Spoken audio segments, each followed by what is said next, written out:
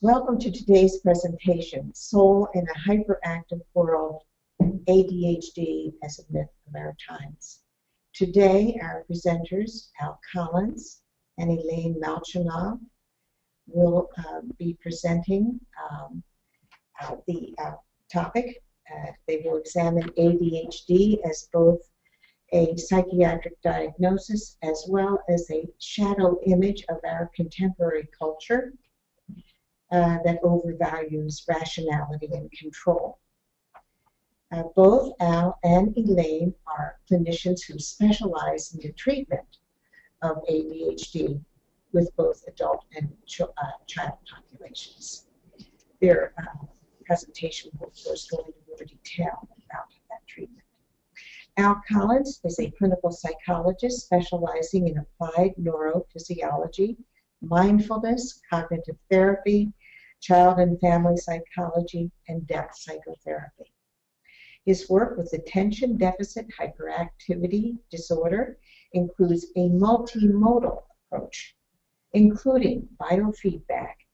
He has been twice on the board of directors of the International Society for Neurofeedback and is a research consulting editor of the Journal of Neurotherapy. He has published many articles on these topics and is author of the book Father, Son, A Depth Psychology of the Archetypal Masculine. Al writes and lectures on Indian and Western psychology of the self, is a former associate professor at the California Institute of Integral Studies in San Francisco, and is currently on the faculty of Pacifica in Santa Barbara. Elaine Malchinov is a Jungian analyst and a sand play therapist. A 30-year practitioner of meditation and yoga, Elaine works with persons facing the major transitions through all stages of life, and her treatment includes the use of sand play therapy. Elaine leads group sand play seminars using found objects, and her article on the symbolism of the snake has appeared in the Sand Play Studies Journal. She is currently working on a book connecting Jungian psychology with her experience of Indian meditation. Please welcome Elaine and Al.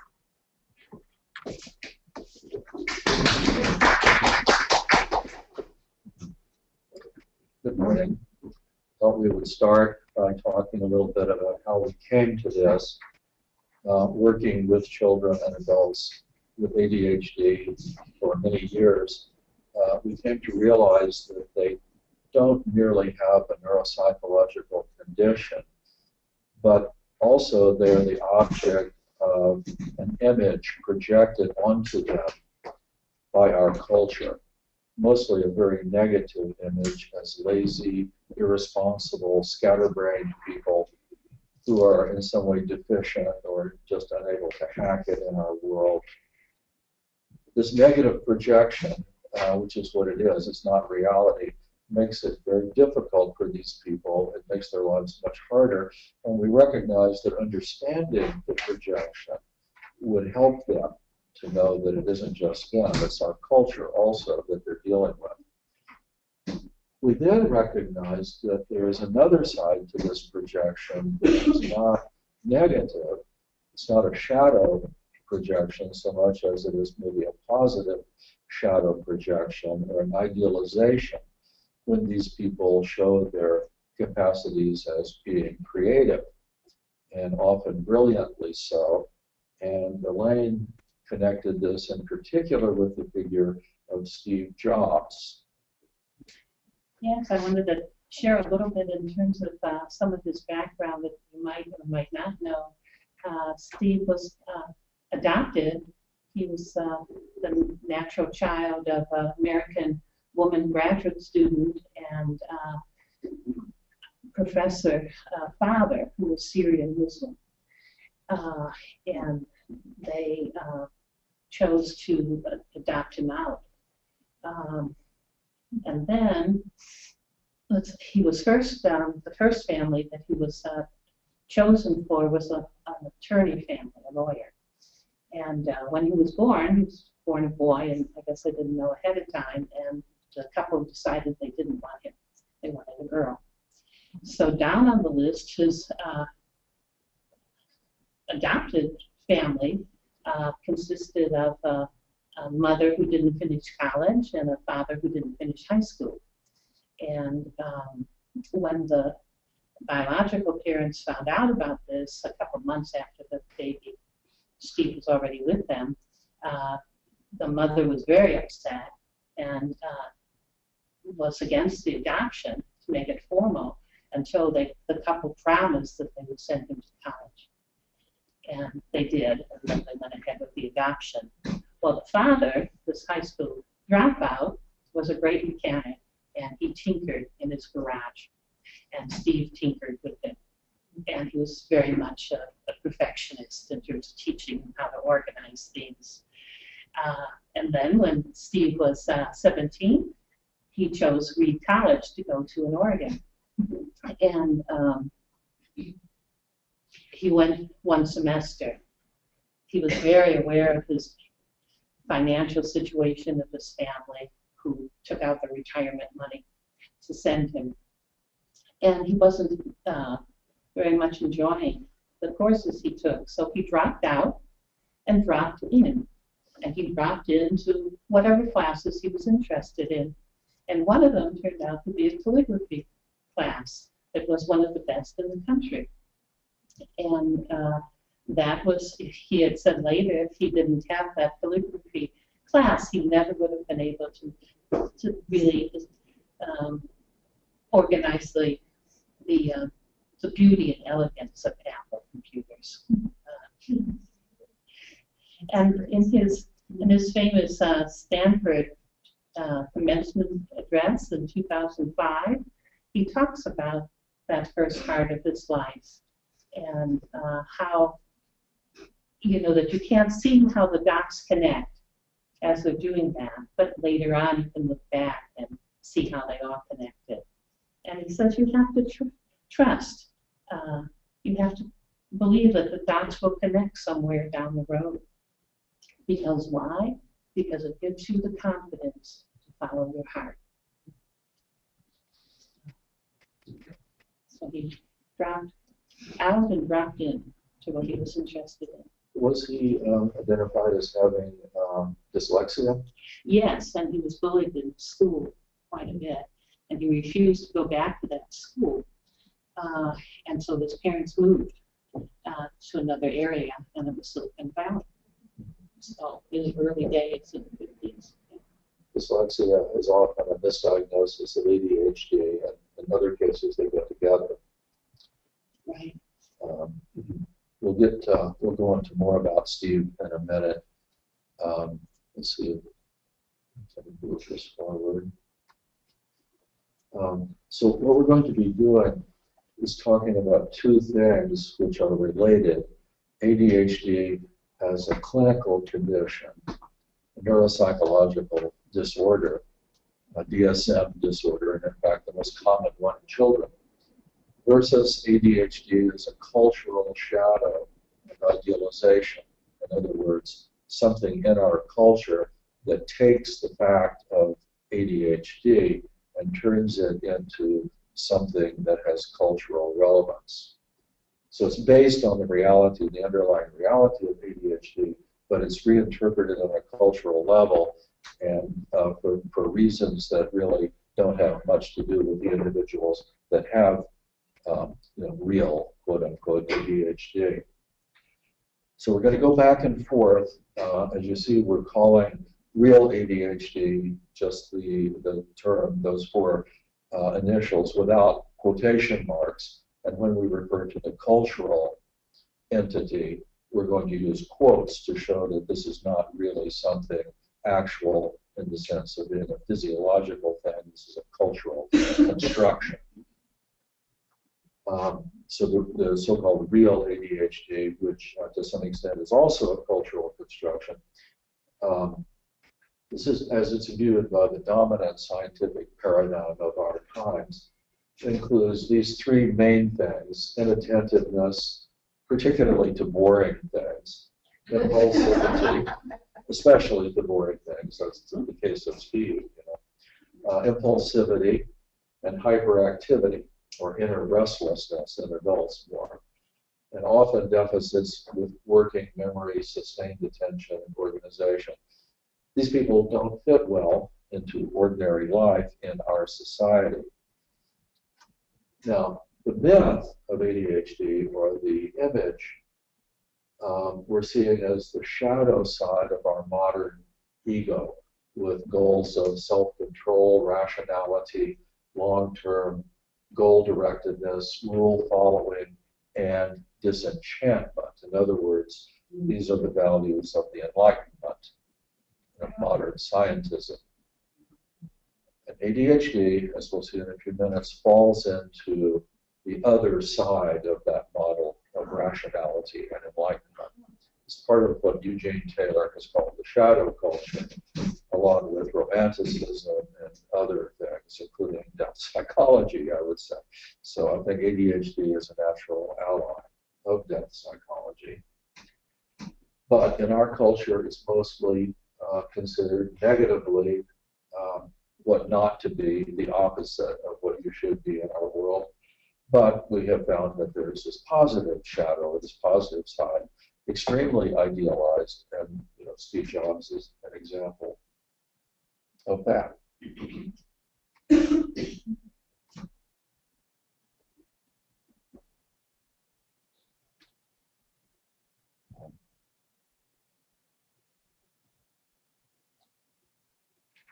So this is a story that had an unhappy beginning. I think this kind of the history of people with ADHD, but it grows on you. The people have been identified as failures, irresponsible, lazy, and so forth. But we'll find that they can also be recognized as creative and intuitive, and even as essential to human progress, as in the case of Steve Jobs. I'm having a little computer trouble here. It's going very slowly, so bear with me here. So here we're taking kind of a move to the side to look at the ideas that we're applying, which is the idea of the Jungian shadow. Of course, it is usually understood to be a dark, rejected part of the ego personality, but we have found many times that it is at the same time an idealized part. Even though it's rejected and negative, it can also be idealized. For example, in the case of the American Indians, Native Americans, who were considered oftentimes to be negative or shadow figures for Anglo-European Americans, but at the same time they were idealized. For example, in Longfellow's Hiawatha, many Western films. So we have this opposition between the dark and the idealized side, and it appears in many cases of the shadow beyond that of ADHD.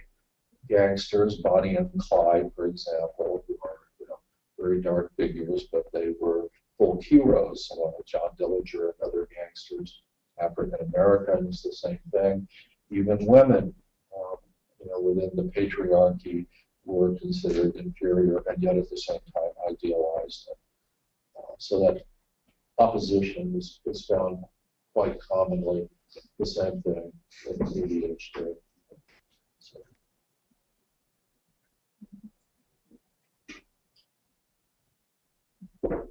See if we can. The computer just hangs up each time, every time I go from one slide to the next. So we'll just have to wait a bit here. Yeah.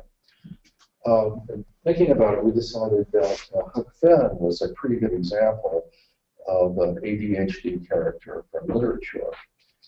He has all of the basic traits of the ADHD diagnosis, but we'll see that they're often switched, and they're seen in a positive light in Huck Finn. They're negative and positive depending on where you're coming from.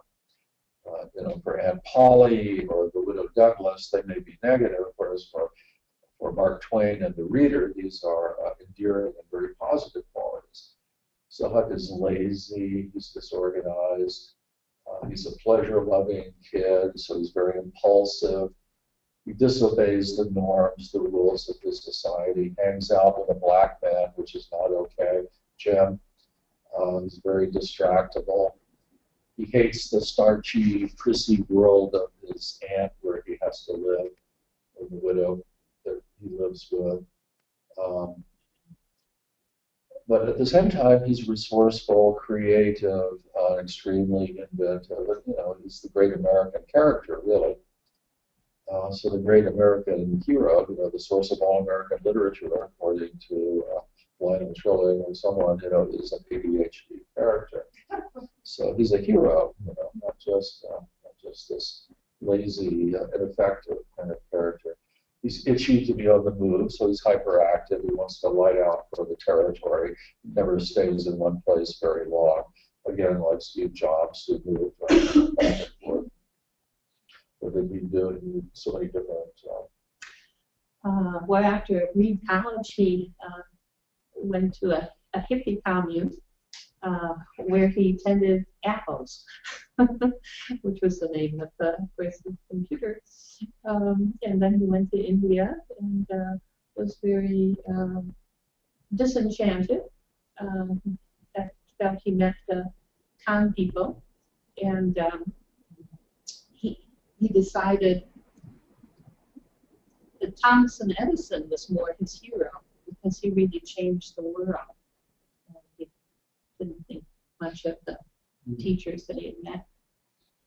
Even as part of Apple, and he would go back and forth between different projects. Oh yes, he had many Pixar. Yeah, right. Pixar and all the different things that he did.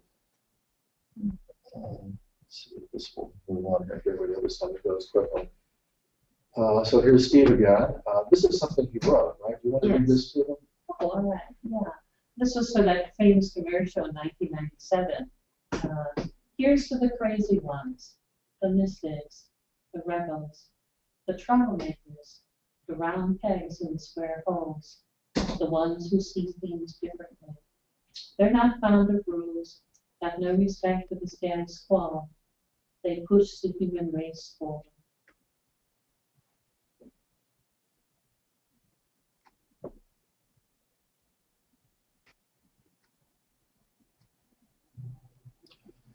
And one of my heroes from the 50s, Jack Kerouac, says something very similar. This is a famous quotation from him. The only people for me are the mad ones, the ones who are mad to live, mad to talk, mad to be saved, desirous of everything at the same time, the ones who never yawn or say a commonplace thing, but burn, burn, burn like fabulous yellow Roman candles, exploding like spiders across the stars. So that's the manifesto of a person with a good kind of ADHD.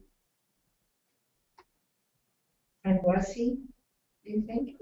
It doesn't matter, really. I don't, you know, with all these characters, we don't know whether they would have qualified for a clinical diagnosis or not, but it doesn't really make any difference because we're not talking about the clinical diagnosis here, but the cultural image.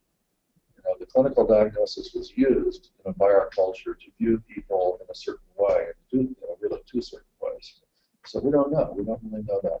Okay, so here we have the film Slacker. We're going to try to play you just a trailer from this. This is set in Austin, Texas, where Elaine and I both came from, where we met, in fact. And there's a character in here I'll ask you to look for who's actually a friend of mine, a beautiful woman with red hair. You'll see that she has only a small part. So let's see if we can make this work.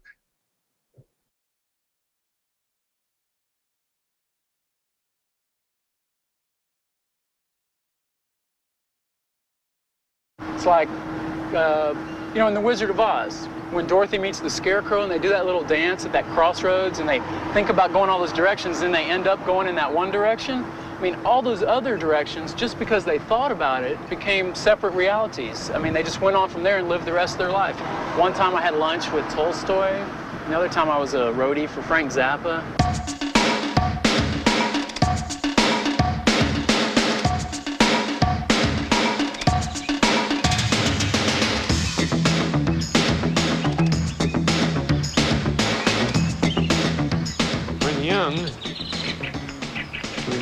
for one woman as we grow old for women in general.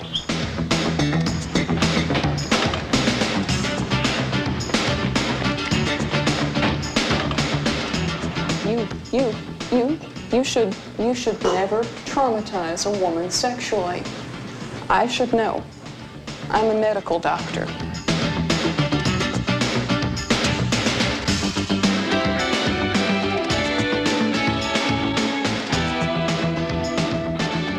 We've been on Mars since '62. It was May 22nd. That's a very important date for you to remember, pal.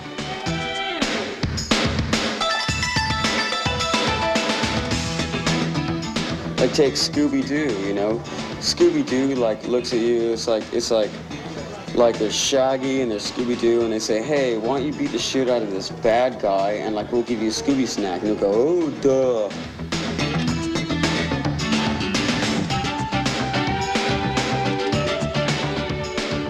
I may live badly, but at least I don't have to work to do it.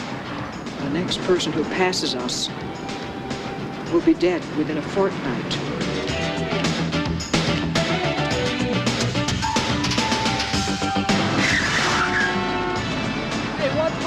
Yourself?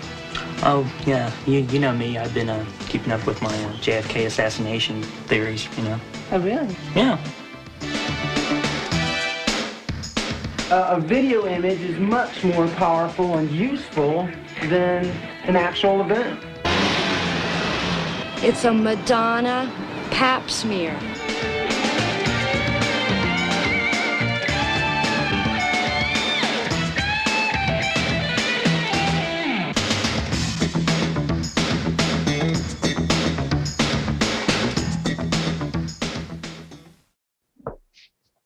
While we're sitting here, what things in that preview do you think reflected ADHD? Cultural image of ADHD. What things are the people doing and why? Is that a negative versus a positive?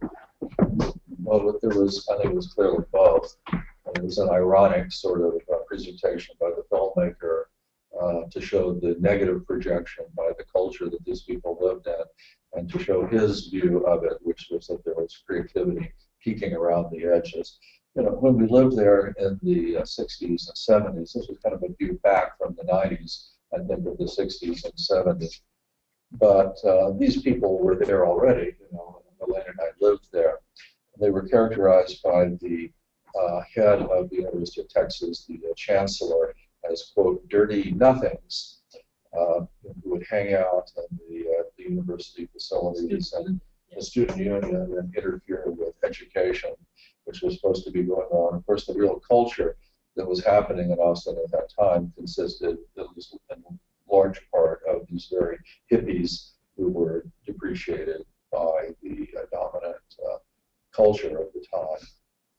So, I mean, I think what we see in this film is both an image of people as being negative characters, but the filmmaker has got a secret sympathy for them, which comes through in the style of the film. Now, we discovered, now that was an example of slackers, or what we consider to be the cultural projection of ADHD. We found something even more extreme in a phenomenon in Japan called the hikikomori. We have the issue of the New Yorker here somewhere, don't we? We wanted to show you. It's probably over there. Yeah. This is actually taken from a very recent, 2 or 3 weeks ago, issue of the New Yorker magazine. We discovered that there's this kind of people there, apparently millions or at least hundreds of thousands of them. It's October 14th. Japanese young men who live isolated in their rooms, playing video games, and are served meals on a tray by their parents. These are complete dropouts, considered lazy and irresponsible again, which is the standard characterization for ADHD. But they have been compared, sometimes by themselves, to Zen monks who are renouncing the world in search of a deeper truth. And we both have had, many of you probably also, have had such people as patients, as clients. They're very common these days. These are people who can't make it in the world or don't want to, and who are looking for something else, but they're characterized by the world as just complete failures. But we're going to show you something. This is a screen capture from the New Yorker issue here. One of these hikikomori youths said the following: I think that Zen training priests and hikikomori are quite similar. First, neither of them can fit into this society. Well, the Zen priests are secluded in the mountains. Hikikomori are secluded in their rooms, but they both engage in activities of facing the root of their problems alone. Nobody accepts this way of living anymore. And that's why the hikikomori hide in their rooms. But hikikomori are very important beings. Hikikomori cannot be cured by society. Rather, it is society that has problems, and hikikomori may be able to solve them. So this is the positive side of the ADHD projection, and to some extent the ADHD reality, that they may be essential for the healing of our culture. Can you say, are you going to be talking more about how that happens, that positive side? Yes. Okay, great. We'll be talking about how the positive side is made possible by the actualities of the neurophysiological condition, and we'll be talking about why it's necessary and why the ADHD projection is actually one instance of a much larger category. We're going to try to understand it as part of the puer archetype. Great. Yeah. I was wondering if you could say some more. It seems that I haven't read the article yet, but whether the Japanese young men are in a society, do they congregate together? Are they always individually isolated? Whereas my small knowledge of Zen monks is that they're held in a community. That seems to me to be a critical difference with this comparison. But I think the issue about how they fit into society, how are they facing their own inner soul or issues, and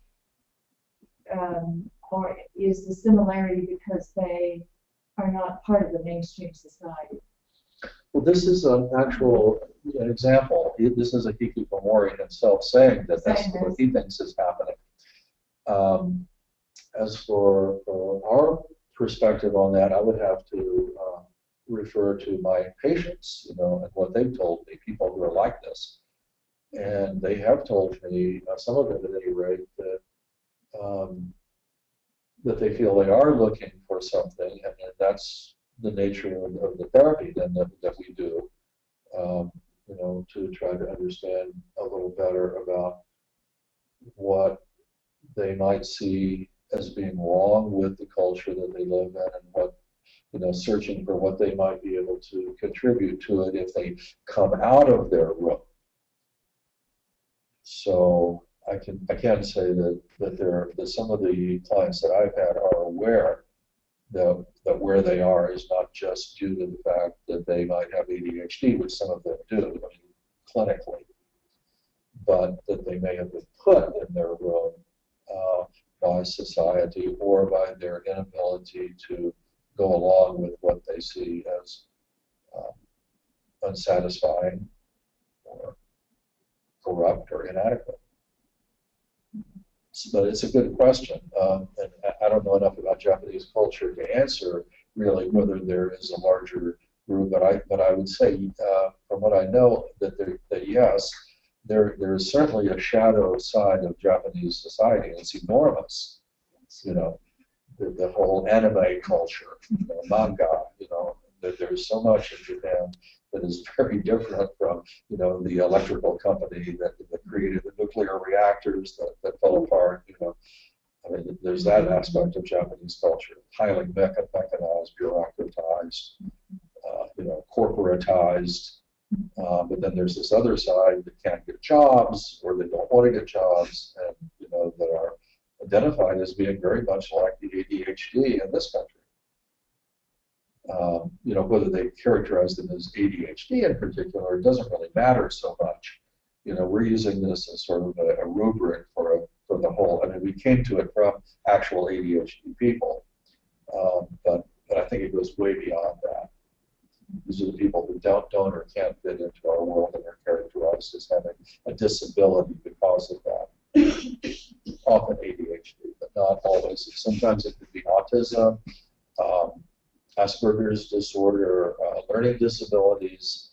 There are other possibilities here, but it's kind of the same thing, I think.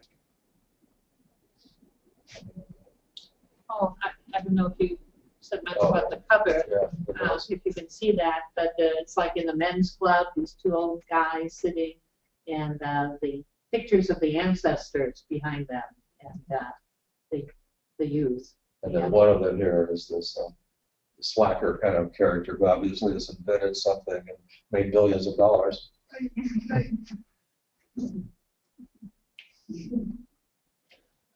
Okay, so now we're going to talk about what we think are the archetypal roots of ADHD. This would be, this is the ADHD with the quotes, meaning the cultural image of it. We think that the roots of it are in the puer, which is a well-known classical Jungian concept, which was developed by James Hillman and previously by John Laird. Puer is Latin for boy or eternal youth. Marie-Louise von Press, of course, wrote a book on this also.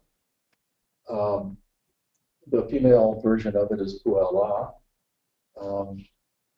This is the eternal youth, characterized by inspiration, creativity, but also refusal sometimes to grow up and become part of the adult world.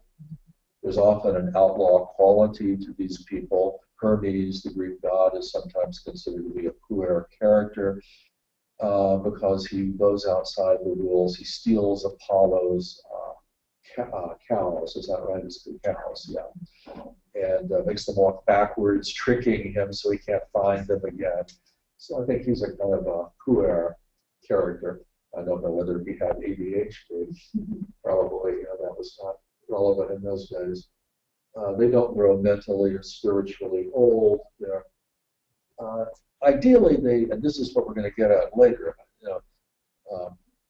Probably this responds a bit to Carolyn's remark a minute ago. We have to find some way to put these things together. How can these rejected, if creative characters come back into the world in a way that's helpful? There must be, therefore, a kind of homeostasis or a union between the puer, the eternal youth, and the senex, meaning the old man representing society or the rules and regulations of our world. Tradition, yeah. Rationality, the deadly system, but perhaps it can be opened up again through puer energy. I saw James Hillman on the internet just a couple of days ago talking about that out of Pacifica, talking about his own old age and how what needs to happen for the senex person is to bring in that puer energy, which always goes together with the senex. That's one of Hillman's, I think, greatest achievements, to show how they go together. And I think this is what we're pointing at here also in terms of the ADHD.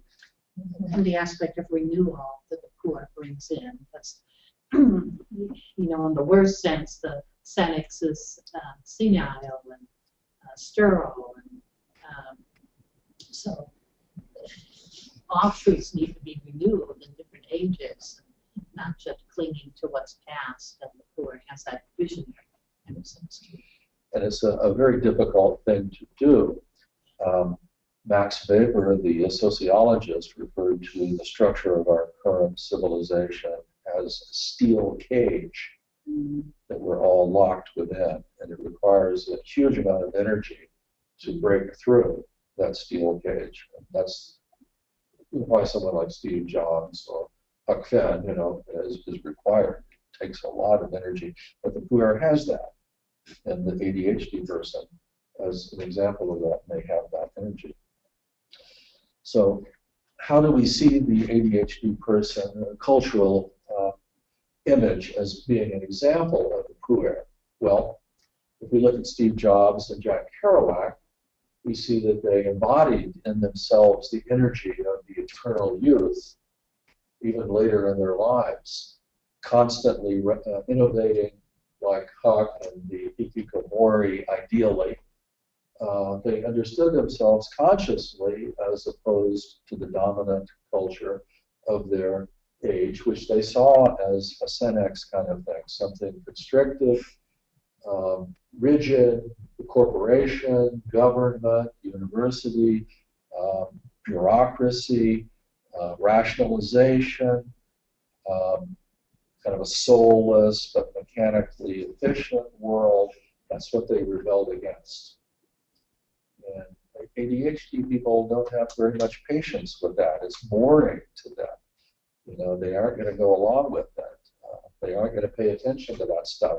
They find something outside, and if they're lucky, or if they're well guided, they find a kind of work that's exciting, that creates passion, that can build this head of energy and break through the steel cage. That's a lot of the work that we do in that clinic, is really helping the person find what their passion is. Well, that's a great thing that I think, that even Steve Jobs learned how to work hard and stay focused, because he found his passion, and perhaps his father, his adopted father, showed him that tinkering for hours, there's a discipline in that tinkering. It's not just messing around. Right. And people with ADHD, as we're going to see in a minute, don't have any problem with paying attention if they're interested in something, if they have passion for it. And in fact, they may pay better attention than anyone else. Yeah, if it's boring, no way. There's something that all parents of a child with ADHD need to realize, and that is that very fact. It's like if the child's watching TV or playing a video game, and you need to go somewhere, and you start yelling about we gotta go, they have a little more difficulty to switch gears.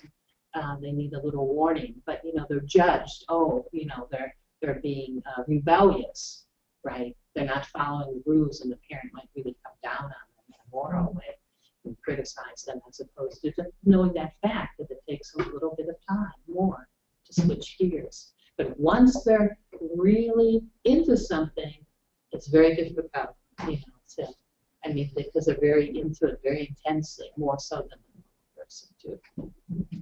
We call that hyper-focus. That's its good side. So we're going to talk now about ADHD, the disorder. This is the neurophysiological, neuropsychological condition that perhaps is present in 8 or 10% of all people, depending on how you define it, which is amazing.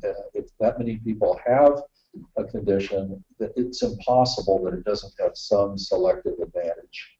At least that's my view. It must have some value, or that many people would not have it. It would be selected out. They would die off. So it's doing something. Yeah. 8 to 10%. I'm just wondering where you get that from. Is that that's the latest? People diagnosed and treated in the United States, or is that a worldwide kind that's a United States figure, and in terms of if you look at boys of a certain age, the figure is actually higher than that in terms of how many are being treated. If you look at other examples, it's been studied over and over again, and the estimates range all the way from 4.5% to 10%. And adults, the best estimates are that it's probably about the same, but it depends on how you diagnose or define it. Yeah. I was wondering about what research has been done about, especially I think sometimes gender differences, right, and also the developmental things of the prefrontal cortex, right, especially around age 25 when that comes better online. with the corpus callosum, and what that difference makes in dealing with impulses and focus and goals of entering society.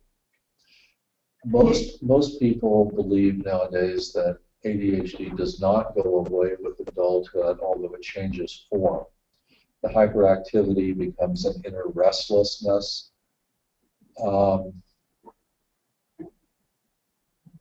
Anxiety, which is often a side effect of ADHD, typically becomes worse the older you get, in my experience.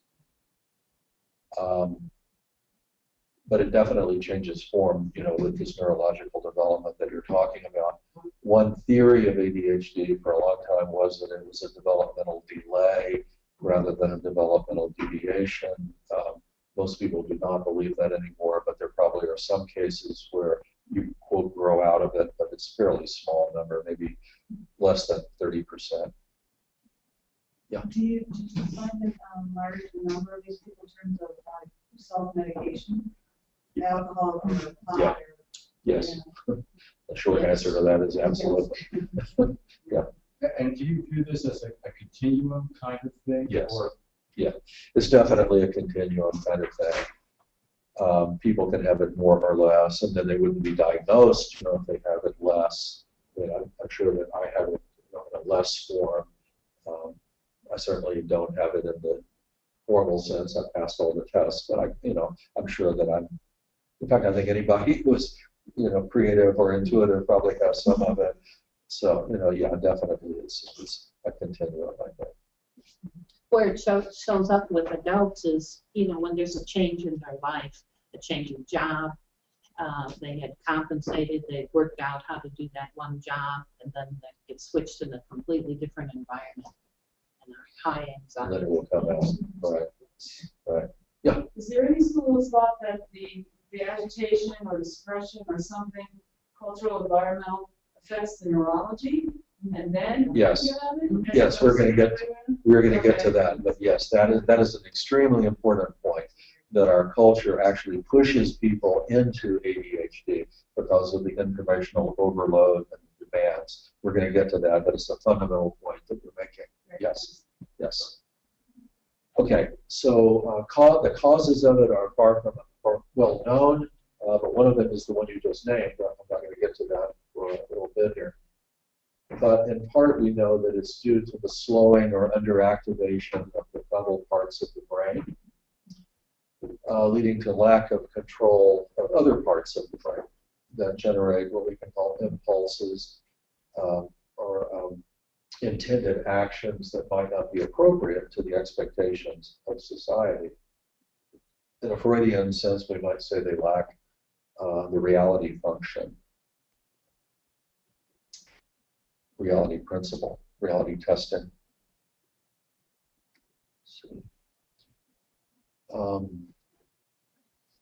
And we can see that frontal slowing in various ways. fMRIs can show it. There's less blood flow in those parts of the brain. EEGs can show that there's more slowing. We'll get to that in a minute. Some people believe that, and we're going to show you an example here, people believe that ADD is like a totally bad thing. It's nothing but a disability, a deficiency. Russell Barkley, we call him the Senex in chief, the ADHD world. He's actually a neuropsychologist. Let's see if we can make this work. ADHD is not an attention disorder, it's a blindness to the future. It is a myopia to the impending future events. You are nearsighted in time, which means that the child and adult with ADHD are going to wait until the future is imminent. And then they will try to deal with it. But as long as the future stays out there, I don't have to deal with that. The closer it gets, the more I'm going to organize toward it. But I can't really do much about it until it's the 11th hour. And then I will race around, try to slap things together in a hapdash manner to get it done. ADHD creates a nearsightedness to time so that the person with the disorder cannot organize to the delayed future, but only to the imminent future. And so everything in life becomes a crisis. But the crisis was avoidable, and no one has any patience with this because they see this as a moral failing. You could have chosen to get ready, but you didn't. It is phrased as a form of laziness, this layabout, ne'er-do-well, carefree, careless attitude that you could change if you wanted to, right? But we know it as the executive failure it really is. This disorder precludes you from organizing across time. So you live in the moment, and you cannot organize very large, hierarchically sequenced behavior across time. It means that future-directed behavior is intentional behavior, which means ADD is actually IDD, intention deficit disorder. I don't seem to be able to accomplish most of the things I intended to do. You can call that a short attention span, but I think intention deficit disorder captures it much better. Now, the frontal lobes, the executive system is where you take what you know and you apply it in your daily life. It is not where you know something, it is where you use what you know. The back part of the brain acquires knowledge. The front part of the brain puts it in play. ADHD has separated these two like a meat cleaver. So it really doesn't matter what you know. You can't use it as effectively as other people can. ADHD is a performance disorder. You can't perform the things you know how to do. It is not a knowledge disorder. Most people with ADHD know about as much as anybody else from their neighborhood with their education in that school at that age. But they can't use it, not to anywhere near the degree of effectiveness of others. So people with ADHD know what to do, but they can't do what they know. One of the things we have known in neuropsychology is that if you wish to treat an executive disorder, a performance disorder, the only way to treat it is to change the point of performance. The point of performance is the place out there in life where you should be using this knowledge, and for some reason you can't seem to do it. So all treatment must be at the point of performance, and if it's not, it won't work. No amount of treatment done away from that place will solve that problem. Only changing that place will solve that problem. You have to restructure the environment to help them show what they know. So what does this mean? It means that teaching skills is a waste of time because they won't be used.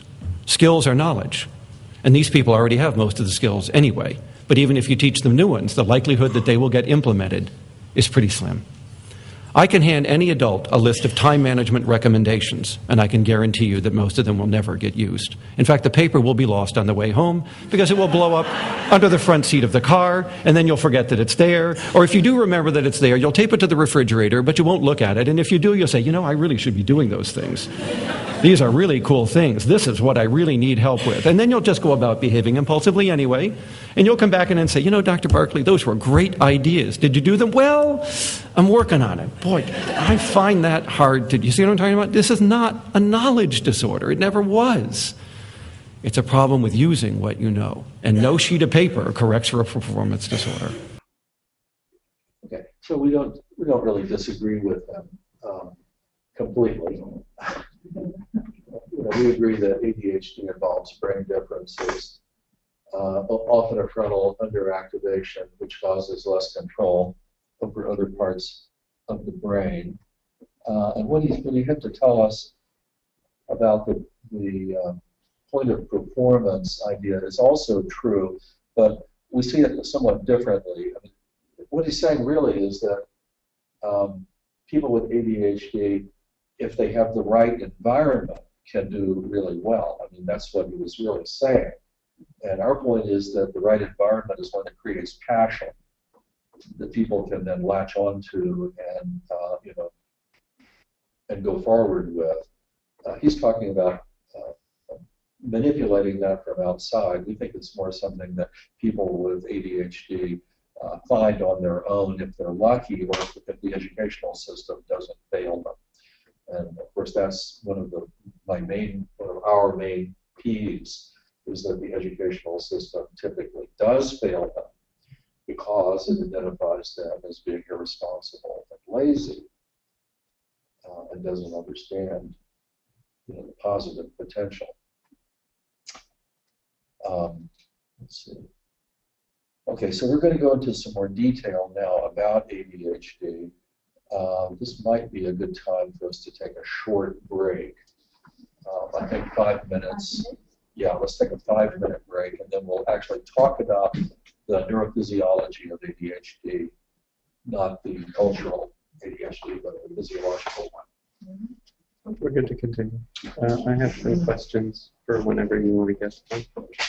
So we have questions? Yeah, just a couple. Yeah. Is there something that I think we touched on?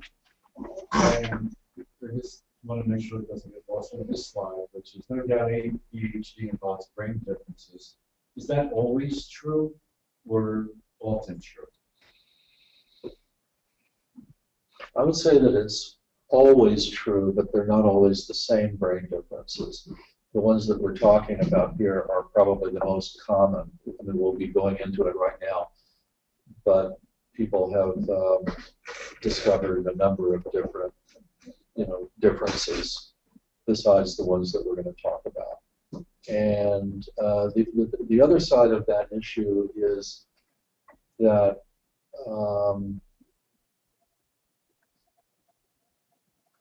the kind of society that we're living in requires a huge amount of attention simply to survive.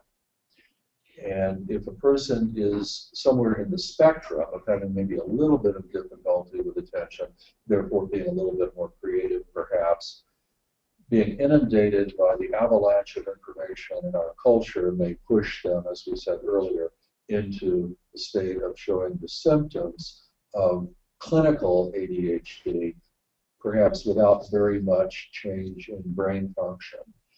But in terms of having the cultural qualities of ADHD, certainly that might happen, might potentially happen without any change at all in brain function, I would say, or at least permanent brain changes. So it's a very complicated question. Someone raised the question again of what is the difference between the real ADHD without the quotes and the one with the quotes. Well, the farther we get into it, the less clear I would say that it becomes, and the more bleeding between the categories that we see. But still, there is a line between them, and the line is whether there is. I mean, the line that I see is whether there is real brain differences or not. And so now we're going to talk about the most common brain difference.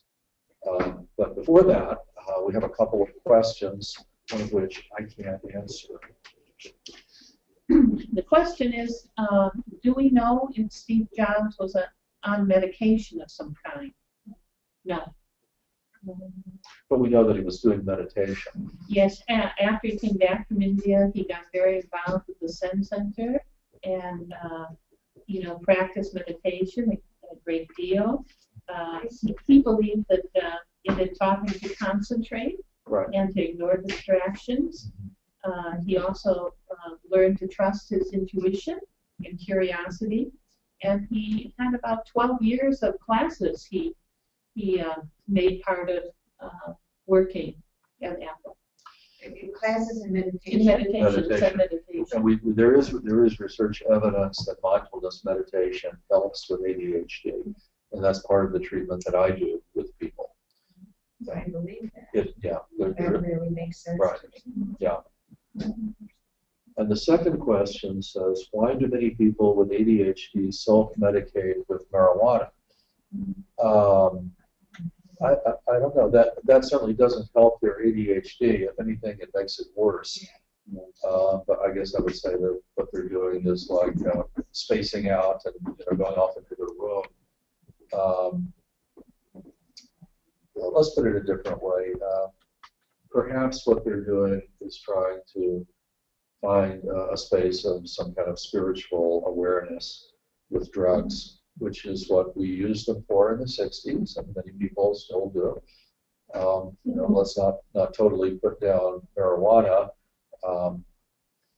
because it is used in many spiritual traditions, including Shaivism in India, for its benefits. Yeah.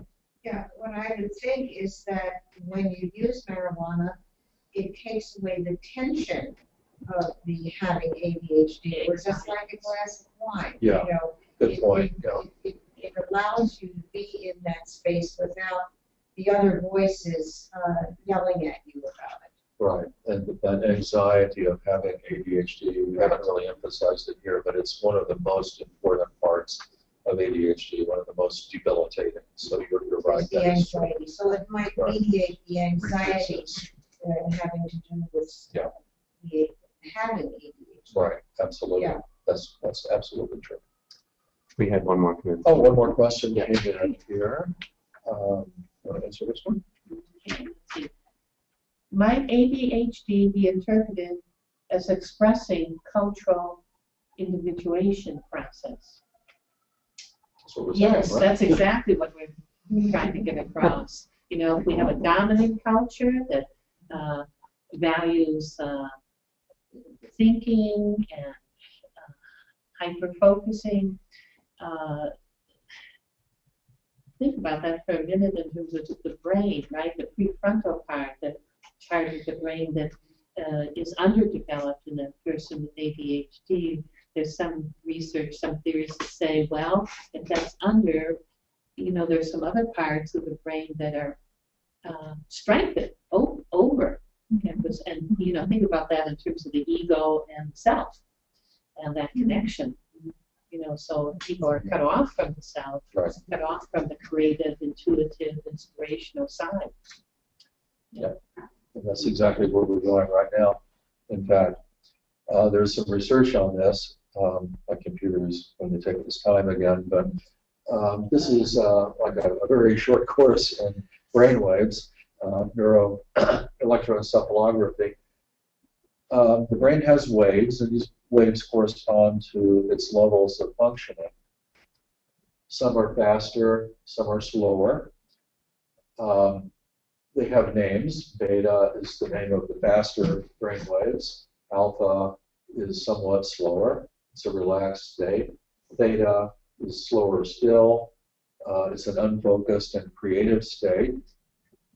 This is the state really that we're talking about as characterizing ADHD. They tend to have too much theta.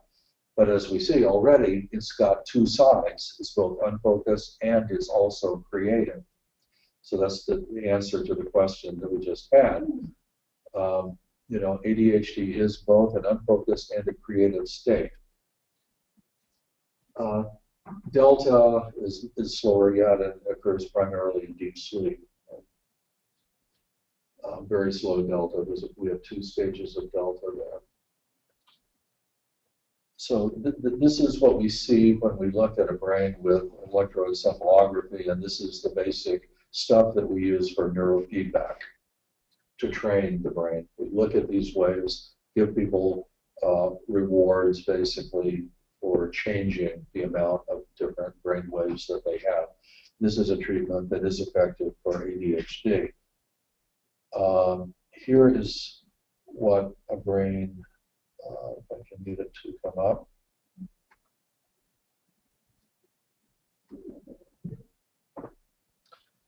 A brain with ADHD looks this way. Now, these are what are called brain maps. These are images of heads. The one on the left is a normal person. The one on the right is someone with ADHD.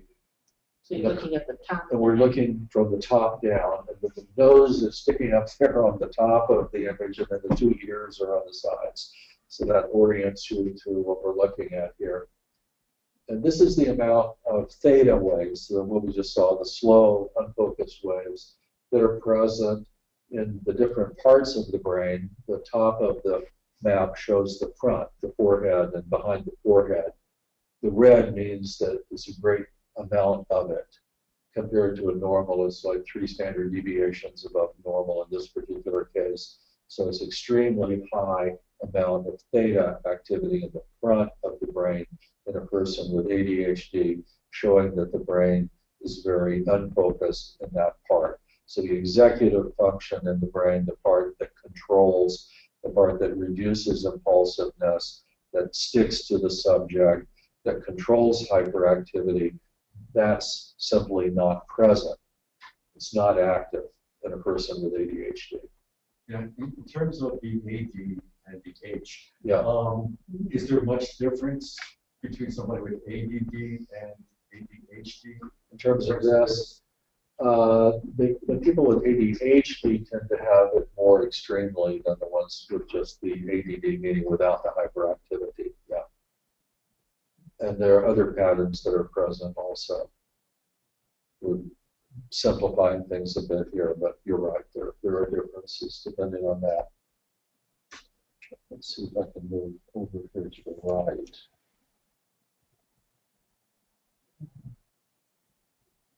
So the red is an indication of a lack of activity? It means more theta waves. I see. More of the unfocused waves. And the beta waves would be the focus thing. Yeah. So there's less theta and more theta. Relatively, yes. That's right. And is normal just mean majority? Yeah. Right, that's all we're talking about. We're not saying better or worse.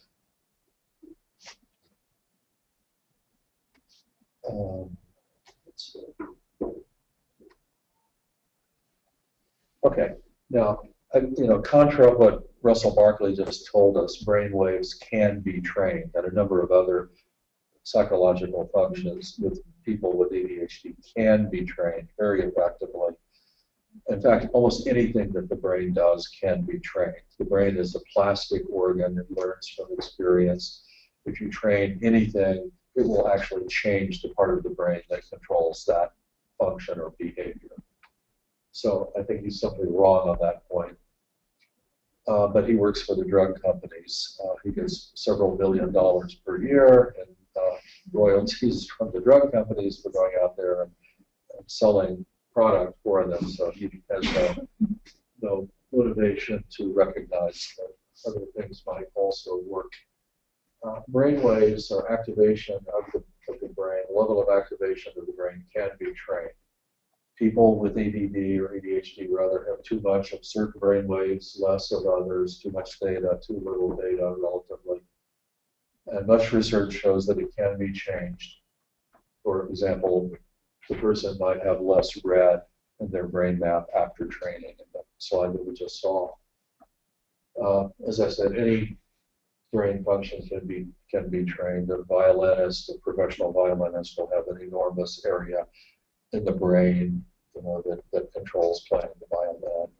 There was a study of cab drivers in London that was done a few years ago, training them to become cab drivers. They have to ride their motorcycles around for 2 years with a big, big book, maps of London. And so they have to learn the geography of London before they can be licensed. So they took a brain map of their brain before they learned all of this, and then after they learned it 2 years later, and lo and behold, the part of the brain that controls that in the parietal areas have expanded tremendously. So, we know the brain is trainable. There's no question about that. And that's what education should do. Yeah. Yes. Right. Right.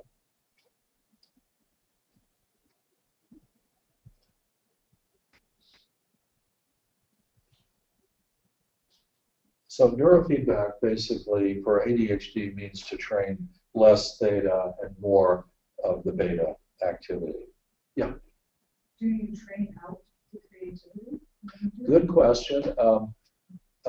The answer, well, I can answer that. I'm going to answer that question in a moment in a different way. What we know is that if we train, and we'll show this in a minute, but several studies have been done in London recently showing that taking just normal people who are professional musicians in training at a conservatory and also dancers, that if you increase their theta activity, that they become better. Okay, so more creativity can be trained into a person by increasing theta activity. So does that mean by reducing theta activity, we're taking away the creativity of people with ADHD? The answer is we don't know that, and it is something that we worry about in the field. I don't believe I've ever seen that to be the case, but it's certainly something that conceivably could be the case. So I think what we're trying to do is increase the person's ability to go into any state sort of at will or when it's needed. That's our hope, anyway, of what we're doing. But, it's conceivable that we might make them worse, and we're certainly aware of that possibility. Well, I think of a similar thing in terms of individuation, that process, right? We're born with one type, in terms of dominant, and as we develop, the personality develops the other aspects. It doesn't mean that they are less in the dominant function. That just means they expand. Yeah, that's what we hope we're doing. So the critique of Berkeley, it seems to me that his position is that ego control is all important. When he talks about an intention deficit, he means deficit in carrying out a plan that one has come up with and that one, is kind of slavishly laying out, bit by bit. Whereas people with ADHD, being creative, are constantly shifting from one thing to another, and they find other things to do that may be more important, in fact, than carrying out that dreary intention, that lesson plan that that has been given to them by the school district. So the idea that we need to focus constantly on this predetermined goal and pursue it to the bitter end without losing track of it, well, that is an important skill to have, but it may not be the only skill. An example that we give clients all the time is that it's like riding a horse. If you're riding a horse, they tell me, I don't ride horses, but my friends and colleagues and clients tell me that horses typically want to go where they want to go. They don't want to go where you want them to go. And you have to make the horse go where you want it to go. And that's basically what Berkeley is saying, and I think that this is definitely a skill to be learned, but not always. Sometimes our horse may know something that we don't know, and the creativity may actually be worth following rather than the predetermined intention, which is what he's saying. Now, usually what's used with ADHD is stimulant medication, and we wanted to point out that it has can have some very negative side effects. And since we've, I believe we've, at least to our satisfaction, established that what looks like ADHD can be either, this physiological thing, or it can be this cultural projection that people have taken on, that if they don't really have the underlying problem, that giving them the medication is a pretty bad idea given the negative side effects that it can have. And here are some of them: cardiac problems, heart problems, sleep disorder, loss of appetite, stunted growth. The average kid who takes stimulants throughout childhood may end up 2 inches shorter. Yeah, so it's a big difference. Loss of creativity, which is often a complaint with medication, especially if it's an overdose. Even when it works, and it makes you feel like, oh yes, I can pay attention, people often report to me that they feel like it's forced, like they have to do their math problems. 2 hours later, they've ground through all of this stuff and they finished it, but they were able to make themselves do it, but it doesn't feel natural. It doesn't feel like something they really want to be doing. It's like they're forced to do it. Anxiety can be increased with medication, but I have to say, in all fairness, anxiety often improves with medication because people don't have as much of the distractibility which causes the anxiety. Does the medication change the image of the brain that we saw earlier on the slide? Surprisingly little. Yeah, it does change it some, but it doesn't change it as much as you might think it ought to. It does have a big effect on some psychological tests that we give. So it changes some things. It usually doesn't change the working memory, which is often a problem. It works really well with the hyperactivity part. So it changes the brain waves, but not as And that much. means it calms them down. It makes them less hyperactive. It increases their ability to control their behavior, their activity. Okay. It doesn't really calm them exactly, but it increases, in a sense it does. But, So they can sit still? they can sit still. Probably adds to the shame involved. If something's wrong with you and you need to be made right by medication, shame. Certainly, in Yeah. terms of school, when they have to, if they're not on time release capsules, Yeah, some of the medication, they have to go to the school nurse at lunchtime. Yeah, it's a great deal of shame. Yeah. What's the mechanism, biologically or neurologically speaking, by which it calms them? If it's not affecting this brainwave, what? Well, it does. Well, it does affect it some. Well, it has a lot of effects. It works all over the brain, which is why it has side effects. The main effect that we want is for it to activate the executive functions in the front part of the brain. And you would think that it would therefore change the brain waves. And it does some, but as I said, it doesn't as much as you would think it ought to. So, the answer is we don't entirely know. I mean, it changes dopamine receptors, the amount of dopamine, which is a brain transmitter, neurotransmitter available in the front part of the brain. We also know that some of the training programs that we use affect that as well. But there's a lot that we don't know yet. I don't want to get into a discussion, sidetracking to application, but in terms of how people think of themselves and the others around them think of them, how well in the drug studies have placebos worked in regard to ADHD? It's a great question, and I don't even know the answer to it. I can tell you, I know the answer to it with antidepressants pretty well. The placebos work almost as well as antidepressants. It's like a 15% improvement over placebo, I believe. It's virtually nothing. I believe if my memory serves me, antidepressants were considerably better. Stimulants were considerably better than placebos do.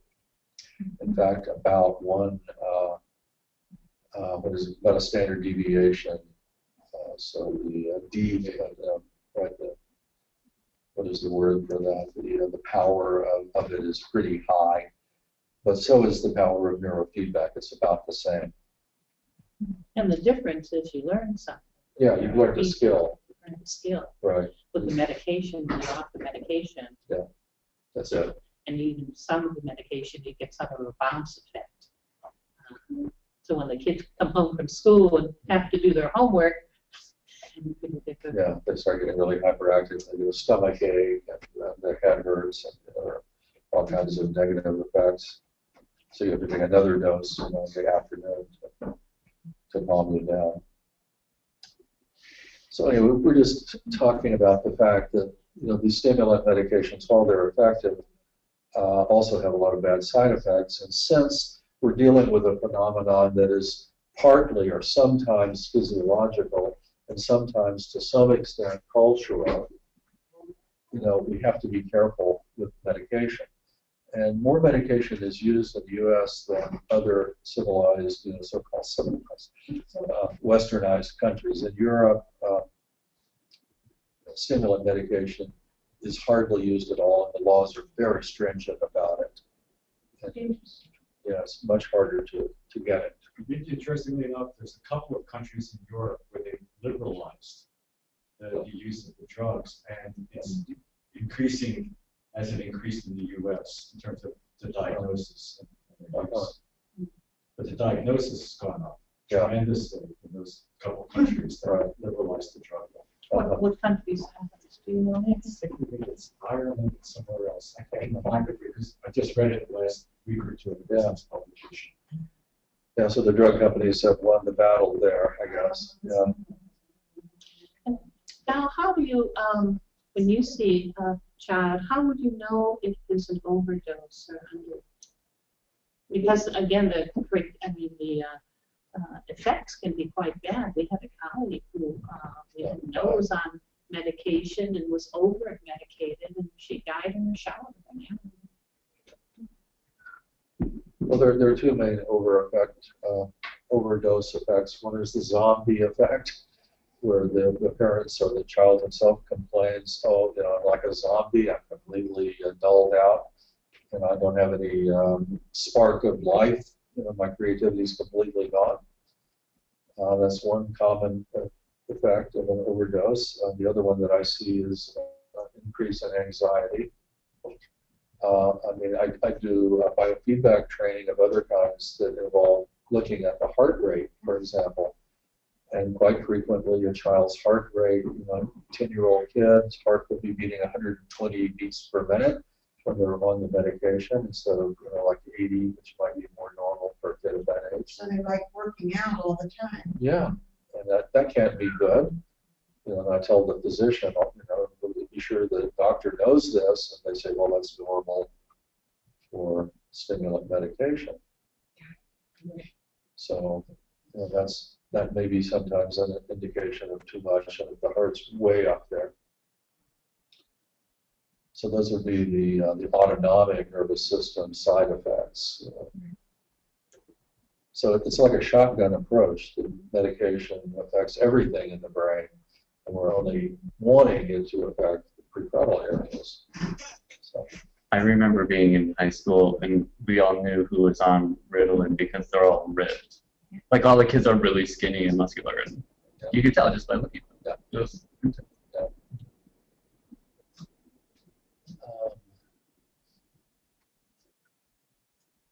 Okay, so let me see if I can read this here, and I'll tell you what it says. I can't read it. Okay, here we go. So maximum ego control isn't always the best. Sometimes less is more. Slow brain activity, as I said, I told you earlier, can increase artistic production. This was a very interesting finding. A guy named John Groselier at the University of London. He's had about 6 published studies now on this.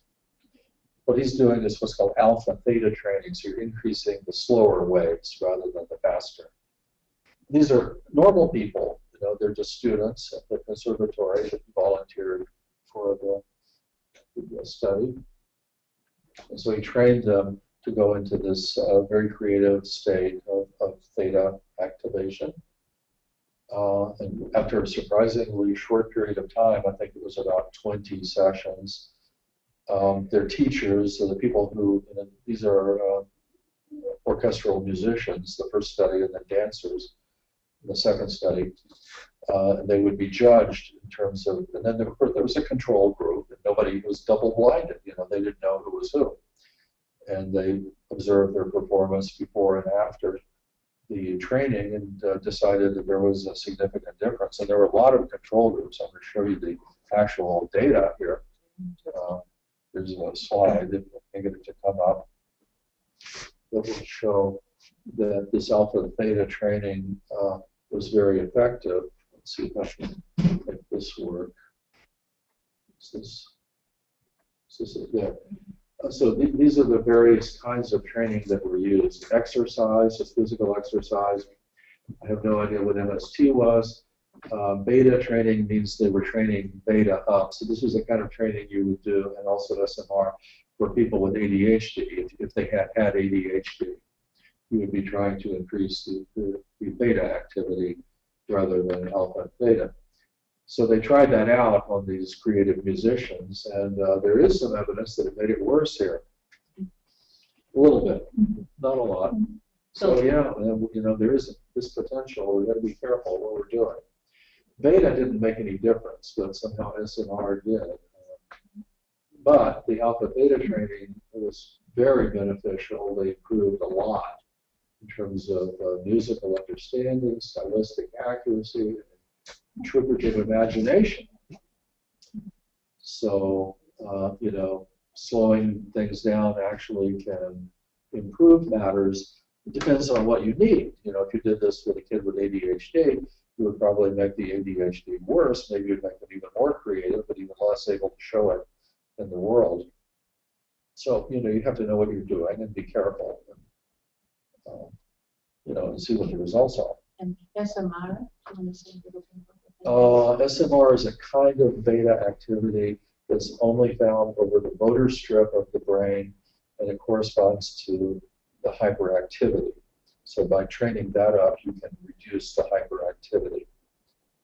Cats waiting in a mouse hole, motionless, have a huge amount of SMR. So when you have SMR, you don't move. But you can in a minute. Flash. But yeah, you can take off that instantly. Okay, let's see if I can move on here. A question on this. Yeah. This would lead to the conclusion that in the increase in data and reduction in alpha is a positive thing for artistic and creative performance. Is that known to be the case in ADHD, where that difference is observed? Is that been measured compared to so-called what you call normal population? That people with ADHD are more creative, more intuitive. I don't think there is much evidence that that's the case. On the other hand, I don't think it has been much studied. I think it would be found to be the case if it were studied in the right way. I've often wanted to do a study of this myself to see if they tend to be more intuitive on the Myers-Briggs, for example. I just haven't done it, but I think that should be done. I think it would be the case, but I don't know. I don't think we know yet. I don't know anyway. Yeah. You're not saying that musicians have ADHD. No, this has got nothing to do with ADHD. So, but for me, the clarification is that they are able to really lower the executive function to really be with the whole gestalt of music and producing music, which is a huge integration of functions. Yeah, think of it in terms of, when we go to sleep, the prefrontal lobes temper down. And often, especially if you're working on a project, something, you'll get that idea from the sleep because you move from beta to theta and delta state and you solve it. Yeah. Well, I know that young, with this active imagination work, use the creative side of the brain, but then produce something from it. Use the ego executive function with it, and that's what needed something in the world. So that's what you're trying. Putting it together. The integration, the wholeness, like the society, where societies, the culture's to one extreme. One-sided. Yeah, we're kind of going back and forth and showing, more creative or more focused. But you're right, the goal has got to be to put them together.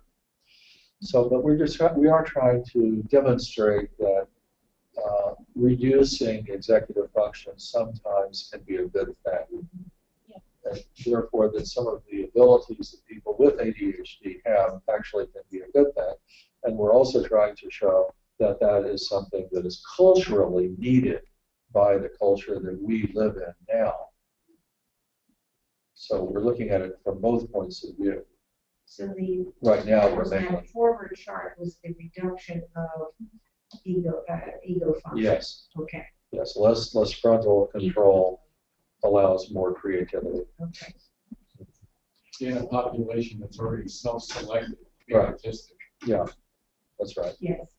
Right. So in a sense, you say it quiets the judging factor of the ego so that they can spend more time with the actual process. I would say that's right. That would be a good Because interpretation. that's really the big training in artistic practice when you're teaching. I was a teacher in art school, is to help people by giving them assignments so they don't have to figure whether this is good or not. Right. Just do this. Just do 20 gesture drawings. Just do 20 this. And so it takes it out of the thing of, is this going to be a great work of art so I can do it? or just do it.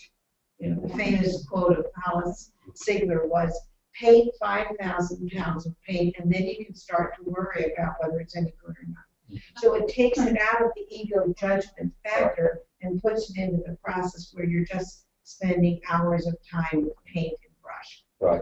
So this is another way of doing that. Okay. That apparently adds to what they'd already learned. Yes. Okay. Yeah. A man named Tom Hartman had a theory to try to understand why this trait remains in the gene pool. You know, why is it that there are people with ADHD? We've already given a bit of a rationale for that because they may be more creative.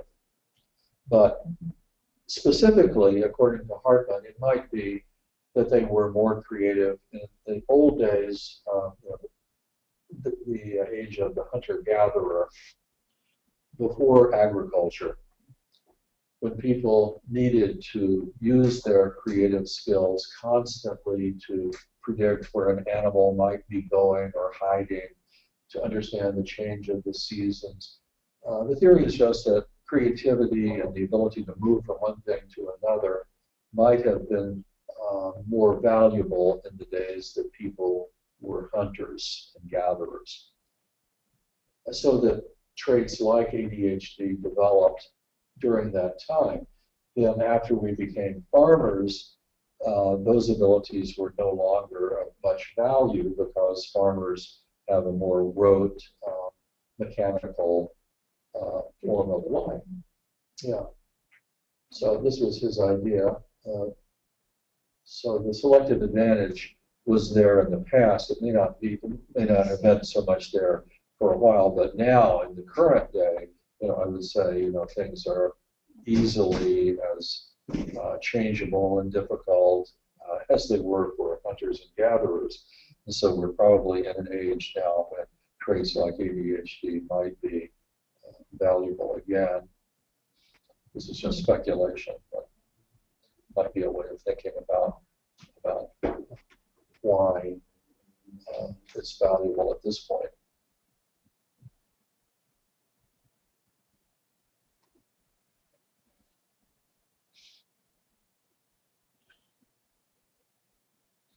Well, it just stands on its own today, whether it's valuable or not valuable. What mattered, it doesn't matter whether it was the result of natural selection. For all we know, it's the result of something in the last few thousand years or the last 500 years. It could be an environmental thing. We don't know whether it's the result of natural selection or something in the environment. What's really relevant is how adaptive is it today, useful or not useful. Yeah, but also our ability to communicate that to the culture and especially the people who have it. And this theory that it used to be really good in the hunter-gatherer days is one way of making it seem more acceptable. Right, but we have no idea whether it actually existed in hunter-gatherer. No, well, no, I don't think we know that. I'm not sure how we would know that. In fact, yeah, it's nothing more than a theory. A couple of other things we came up with. One Elaine has already mentioned, and other evidence that there are times when less executive control might actually have a positive value. One is in aging. There's an article here in Time Magazine. What does it say? Oh, let's see. Well, let's see. A similar loosening of the brain's reins help explain the way all of us, young and old, can sometimes go to bed at night trying to solve a problem, wake up in the morning with an answer or a burst of inspiration. So it's talking about, the occipital lobe here, processing information visually and symbolically. And well, it talks about, it's not right here. It's the idea that with aging, yeah, thank you. You might experience weaker prefrontal lobe activity, and again, a lot of the studies show that loosening there and opening up to other parts of the brain produce creative people as you age, and a lot of the research talks about certain people you know, then in terms of age, it's a factor in terms of being more creative in certain professions. Right, such as the idea of the late style of a painter or a composer. Yes, right. When Last book. things become simpler and more profound. Yeah. Monet or Beethoven. Well, that goes along with the, you know, the 500 pounds of paint by Hollis Sigler. I mean, yeah, she just, if this was a woman now that's speaking this, who painted through her bout with cancer, so that in the end she was painting, holding a brush in her teeth. Mm-hmm. So that's how committed she was to this process. Right. So it's something about getting old, having done it so long, that the judgment side of the ego, and even the ego needing it to be great, by that time you don't give a damn. You just are doing it. Well, you know, you're Right. just doing it. Right. To cut paper. Right. But that you might actually be better at it or more creative. Yes, That might because be- you're not having to think about it. It's so intrinsic. You know your material. You know your medium. And maybe the degeneration of your frontal lobe helps a little bit too. Yes, yes, it takes away the judgment, I would think. Yeah. Yeah. There was a movie about Renoir that suggested that he also had it in his teeth toward the end. Oh, yes, oh, yeah. Yeah, it's just that at that point you must paint because it's your way of being. Yeah, absolutely. So there are some advantages to aging. Yeah. Right. Yeah. And someone wrote a book called The Wisdom Paradox that made that point. Yeah. People can become wiser even though they have less function in some ways. So the more general hypothesis, this again is one that anthropologists have suggested, and neuroscientists, that ADHD might be, or let's say the brain's condition that is manifested in ADHD might be an advantage whenever people are facing novelty, new situations, as during a migration out of Africa, which suggests that if this is true, these are just like testable hypotheses, that ADHD would be more present in the Western Hemisphere, the New World, than in Europe. And certainly it's true that it has been identified more, but that might just be a selective selection based on that it was looked for more in this country. But if it actually is more present, that would support the idea that the people who moved here were the ones who were more adapted to novel situations, who were drawn to them even.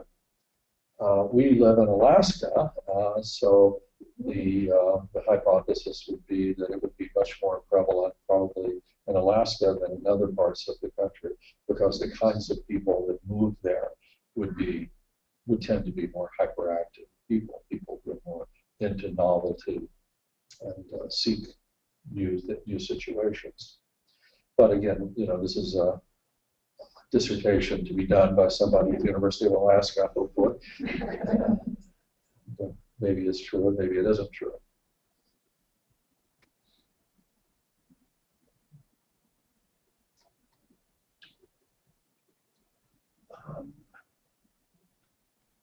Okay, so we've been talking now for a long time about the neurophysiological ADHD, the thing that's in the brain that involves slowing the frontal parts of the brain. We're moving now back to the cultural phenomenon, which is the projection, the shadow projection that's put onto people who have ADHD and onto people who don't have physiological ADHD, who are considered to be like that. A cultural pattern that, as we discussed earlier, also has neuropsychological effects, because people who are identified as having this may actually develop the traits that are projected onto them. And we're going to suggest that a culture that demands an inordinate amount of attention has constellated as its shadow a figure that lacks attention. And that figure is called ADHD. So we found some people, actual, individuals who had this thing that's now been identified as ADHD, but it's been looked at by a dominant culture and taken up as an image that doesn't always truly belong with the people that it's projected onto. And even when it does belong to them, it is distorted and inaccurate and shaming and hurtful. Yeah, along those lines, I mean, I think one of the differences between the US and Europe is the DSM has a much broader definition than the ICD definition used in hyperactivity. So that they end up with fewer people. And have there been any studies looking at people independent of diagnosis to see if they perform the same on tests in the two different areas? Which might, if they didn't, or did, has ramifications as to whether the professional definitions are accounting for this. Again, I don't know whether the research has been done, but I certainly see a lot of people that I test. I do neuropsychological testing with them. They may come in with a diagnosis of ADHD, but they don't look like they have it on the neuropsychological testing. And frequently, even doing an EEG brain map, they don't look like they really have it. So, what do we do? I mean, I try to help them make an informed decision. But I would say these are probably people, in many cases, that have the projection of ADHD, but they didn't have the underlying physiology of it. And I think there are a lot of people like that. Mm-hmm. And that's based on, clinical evidence only. Let's see. So here is a nice illustration of where we are, with the information overload. And these three people are responding to this information overload in three different ways. The guy on the left is kind of surfing on it. He's okay, smiling. The woman on the right is about to be overwhelmed by it. And the guy in the back is up to his navel in it. He's been swallowed by it. I mean, these are the possible ways that we can react to the vast amount of information that we've got. But we're all living in a world where there is so much data to be accounted for. It's overwhelming, and the dominant culture tells us that we must simply be focused enough to live in this sea of information. But there are alternative ways of doing it. That's our point here. And the people with so-called ADHD, or the people who are identified as that kind of personality by the culture, might have more creative ways of handling this attention overload. And that's what people like Steve Jobs did. I mean, he's guilty in the sense of creating even more of it. But at the same time, he found ways to creatively deal with it, to manage it in some way. Yeah, so I mean, it's both.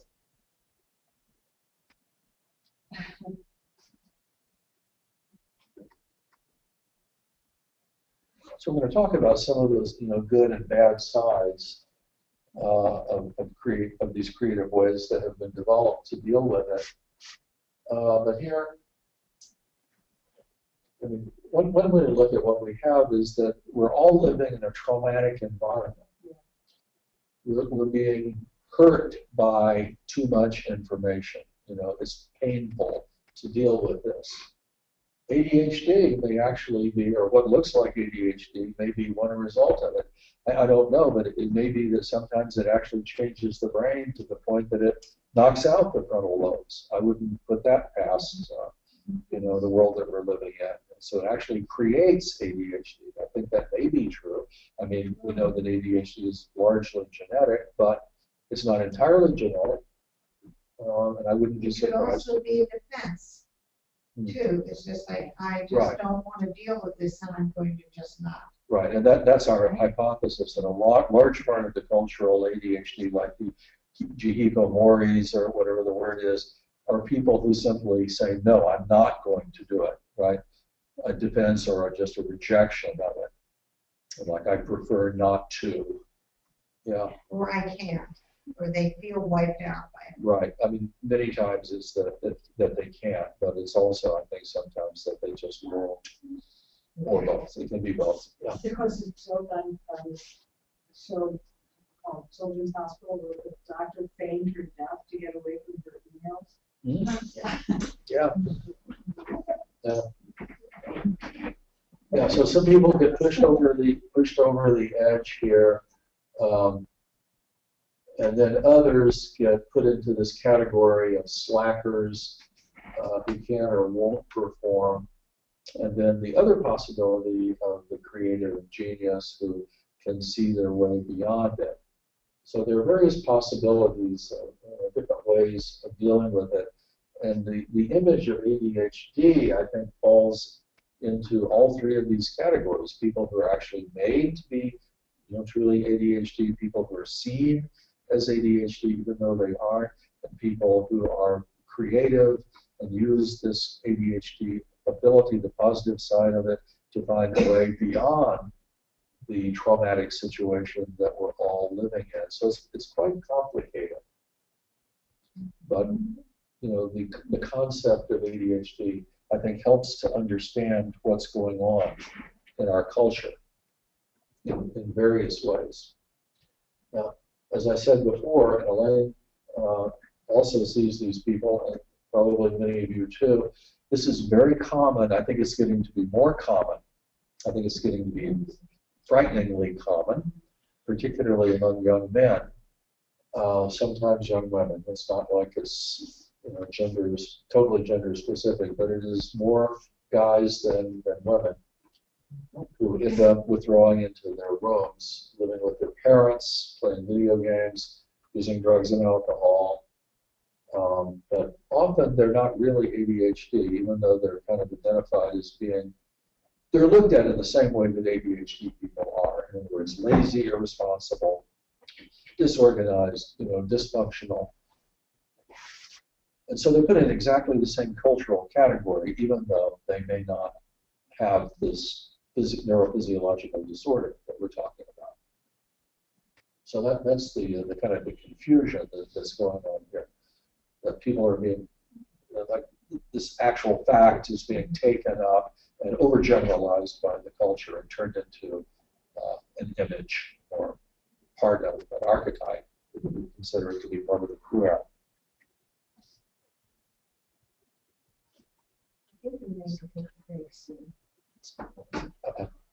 Should we take another break?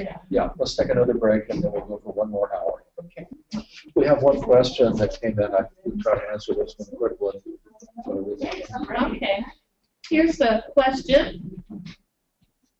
I was diagnosed with ADHD before grade school and was medicated from the start. After 6 years of taking Ritalin, the drug stopped working for me and I had to switch to Adderall. Is it typical for ADHD drugs to stop working properly after years of use? It happens. I've heard of it before. But I don't think it's that typical. It's unusual, though, to be on medication before you start school. Well, it should be. Should be. Anyway. And then there's also the weight change and change in body. Yeah, true. It could affect the rhythm that you might. Does that make you gain weight? No, just that as you get bigger, you might need a different dosage. Oh. Yeah, usually more, but sometimes actually less.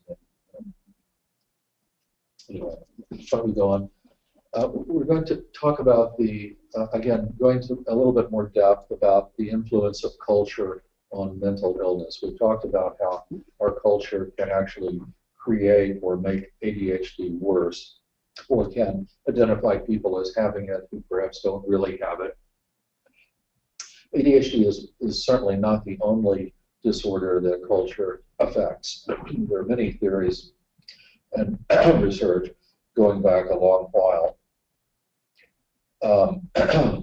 For example, back around 1900, Durkheim, the famous French sociologist, found that suicide was more common in Protestant than in Catholic countries because he thought of the lack of social solidarity in Protestant countries and the increase in individualism. So in other words, depression was created by a certain kind of social structure, according to Durkheim. His follower, a contemporary woman named Leah Greenfeld, has put forth in 3 volumes a very elaborate theory of how cultures of the modern sort have brought about depression and even schizophrenia. I'm not going to try to defend this theory here, but just to point out that such theories exist and that there is a lot of research done in this field. I'm not a master of it, but I know that it exists. And the theory is very plausible. What she says, Leah Greenfeld, our culture of limitless self-fulfillment is actually making millions desperately ill. The unprecedented freedom to become the authors of their personal destinies places them under enormous psychic strain. It's not the same thing as ADHD, but it's quite parallel. It's very similar to what happens in the case of the information overload that can push people into ADHD. So we're saying that ADHD can also be a response to social pressures or something like ADHD. We don't always know which it is. And I'm not even sure that it's always possible to decide. As I said before, people may have all of the symptoms of ADHD, which means that officially they're diagnosable, but they don't have the neurophysiology of it, which means that, I don't think they really have it. So which is it? We don't always know. So an inability to organize the flood of information that's required to succeed in our environment can be or look like or be imputed by society to be ADHD. Any of those are possible. But the good side of this, I think, is that ADHD in its creative form can be, perhaps it isn't usually, but it can be an assertion of creative freedom, of refusal to go along with, or a creative way to overcome the information overload of our rationalized, controlling, and disenchanted culture. That aspect of the culture, has continued, I think, from the time of the Enlightenment, but it's had a major shift with the information technology of the last 100 years. It's worse. It's more difficult now.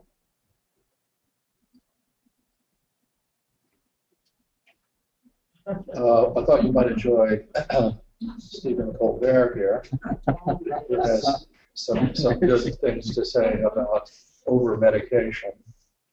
Let's see if we can bring him online.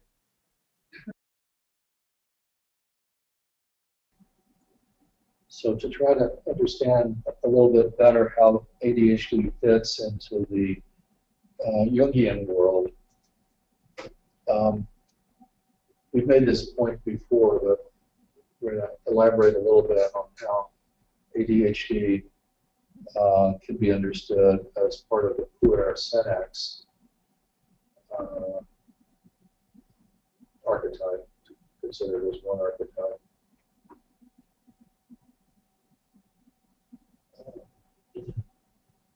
The psychology is essentially cultural as well as personal. Jung's psychology is.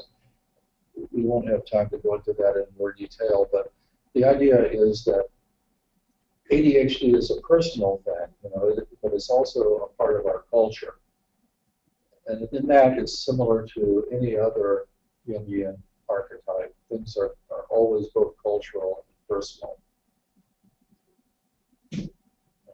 I'm thinking of the Red Book and how you started that with the question, where are you, my son? share of the level of the culture.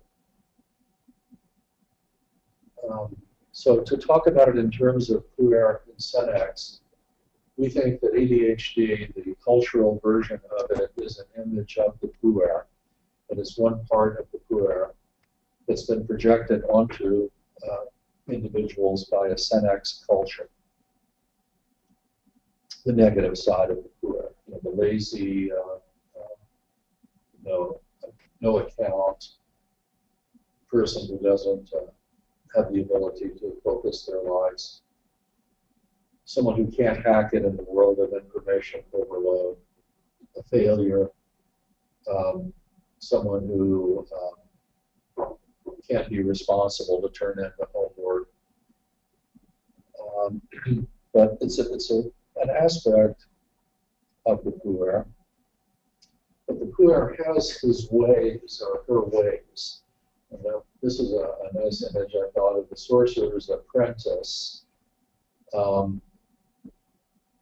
The information overload here is represented by that huge book in front of the young man. And he's dealing creatively with the information of his age. This, of course, is like in the 1800s. And his way of dealing with it is to essentially set it on fire, to stir things up, to transform it into something else. This is the relationship between the puer and the senex. And we see the ADHD person as being a kind of puer who has the ability to stir up culture, to throw things into a creative mess, essentially. And if the world that we live in is basically one of a steel cage, it's extremely organized, highly rational, what it needs is a bit of creative mess. It needs some explosive energy to knock it into a new state. And a change of state is needed. Sorcerer's Apprentice, I think, is an example of how the puer and therefore the ADHD person does that.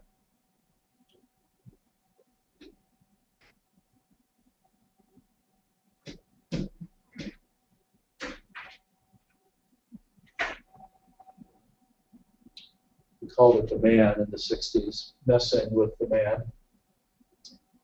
If you saw The Good Wife a couple of weeks ago, there was an excellent example of the interaction between the puer and the senex. Between ADHD kinds of characters and the suited, overly regimented agents of the NSA in this case. Lockhart Gardner were suing the NSA for some reason, and the show cut to the giant, huge room filled with cubicles at the NSA. And everybody is in their little cubicle, figuring out what everyone in the world is doing, watching us. And in two adjacent cubicles, there are these two young guys who are clearly slackers, basically, dressed in hippie garments, t-shirts, sloppy, not following the rules, clearly puer types. And they're very much contrasted with their bosses. Who's a stuffed shirt kind of guy, very unsympathetic character, who only puts up with them because of their creativity. And so we have this opposition between puer and senex, which reminds us immediately of Edward Snowden, who was a puer character who burrowed his way into the belly of the beast and exploded it. With that puer energy that blew it all across the planet.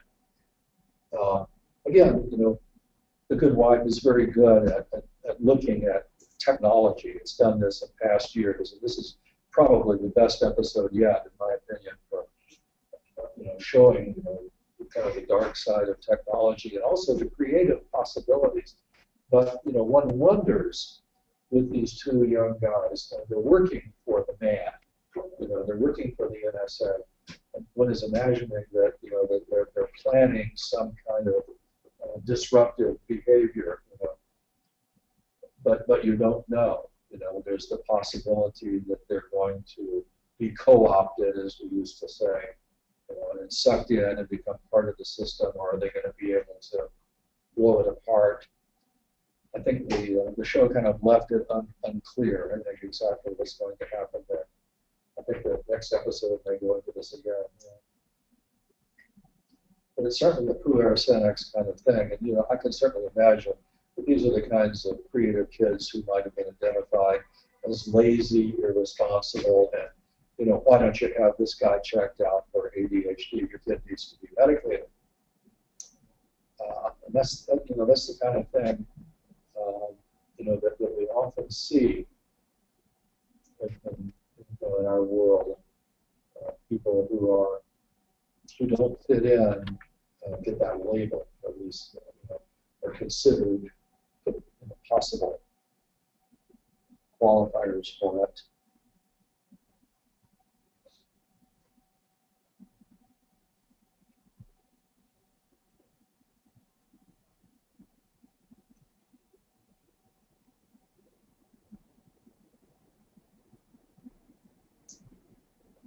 So here we're trying to put it into is what we think is its historical context.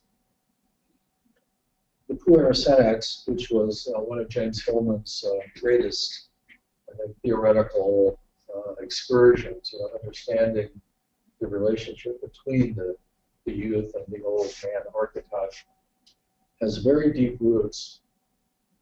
Certainly goes into the 60s and probably way beyond that. Modernism, Romanticism, in Goethe, for example, The Sorrows of Young Werther, the young man who has the potential to go beyond the society in which he's born. Eugene Taylor called it the shadow culture that runs in parallel with the dominant culture all the way back to the Greeks. So we're locating the ADHD person as part of a much larger cultural category, but even the puer is only part of it. This is the critic culture, the part of the culture that is disavowed by the rationalistic mainstream of our Western culture. It's always there in the form of romantic poets, artists, modernism, I think, in the arts has a great deal of this.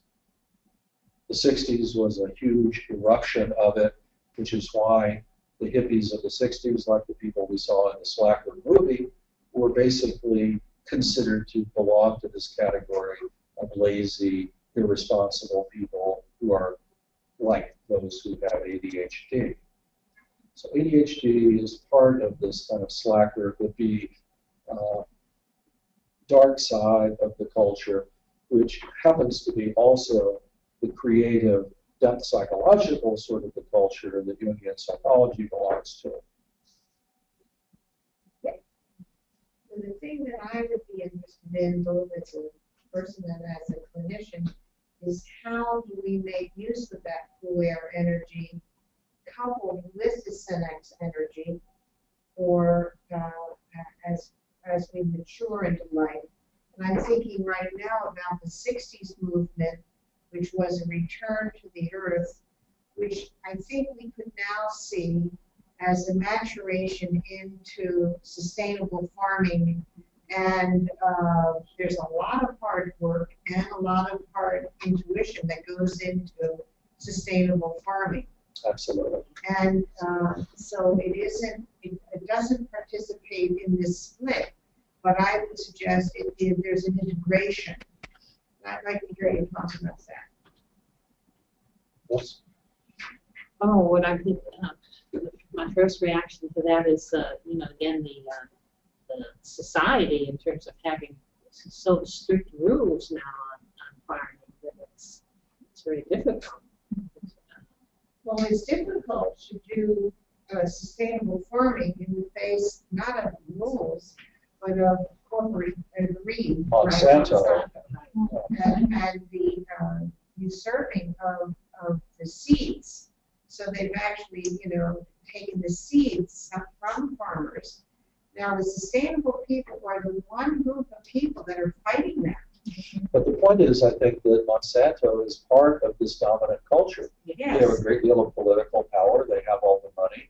Right. They're the ones who they make the rules. I guess what I want us to hear more about is How do we it's mitigate not it? just the sort of rat behavior of the ADHD person, which is rebelling against, but I want us to move into how it works creatively. Well, the whole '60s culture was the creativity of this group. Yes, but there was a lot of stuff that just burned out. But I'm pointing to one thing. But why did it burn out? Was it because of itself, or was it burned out by the dominant I'm trying culture? to shift that discussion into a more creative, positive approach to how to use ADHD for those people that are not going along with the dominant culture. How do they move into another voice that can actually be effective? Well, you already made the point, Mary. I mean, one way that they do it is through sustainable farming, through alternative forms of culture. We called it the counterculture in the '60s. Yes. I mean, there was the Back to the Earth movement. I mean, a lot of people did move into communes. I mean, it did have some success. Yes. And that success continued, according to a lot of people, specifically in the internet computer culture of the '70s and '80s. Stuart Brand, for example, who was the guy who founded the Whole Earth Catalog, also founded The Well, which is one of the first internet communities in California, and he's still active in a Back to the Earth movement. So that's right. I mean, it's very difficult to connect these things, but it's being done. It is being done, as you said. And we're going to present one more example in a minute here of how it's being done, but also an example of how it may not be possible to be done because of the power of this dominant culture. I mean, just to move it really quickly, there's an article in the same issue of the New Yorker, wherever it is. Maybe we should just go on with it. About a guy in San Francisco. According to this author, San Francisco is one place where this integration is taking place. And the way that it's taking place is by finding a niche, within the dominant culture, not to try to change the whole thing, but to find small areas within it, where we can create something new. And he paints a beautiful picture of several individuals in San Francisco who are doing that.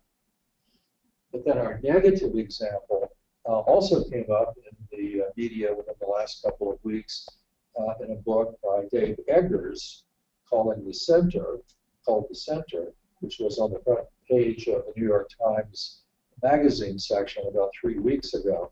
It was excerpted there of a young woman who is taken in by like an idealistic community based on Google, and essentially is absorbed by it.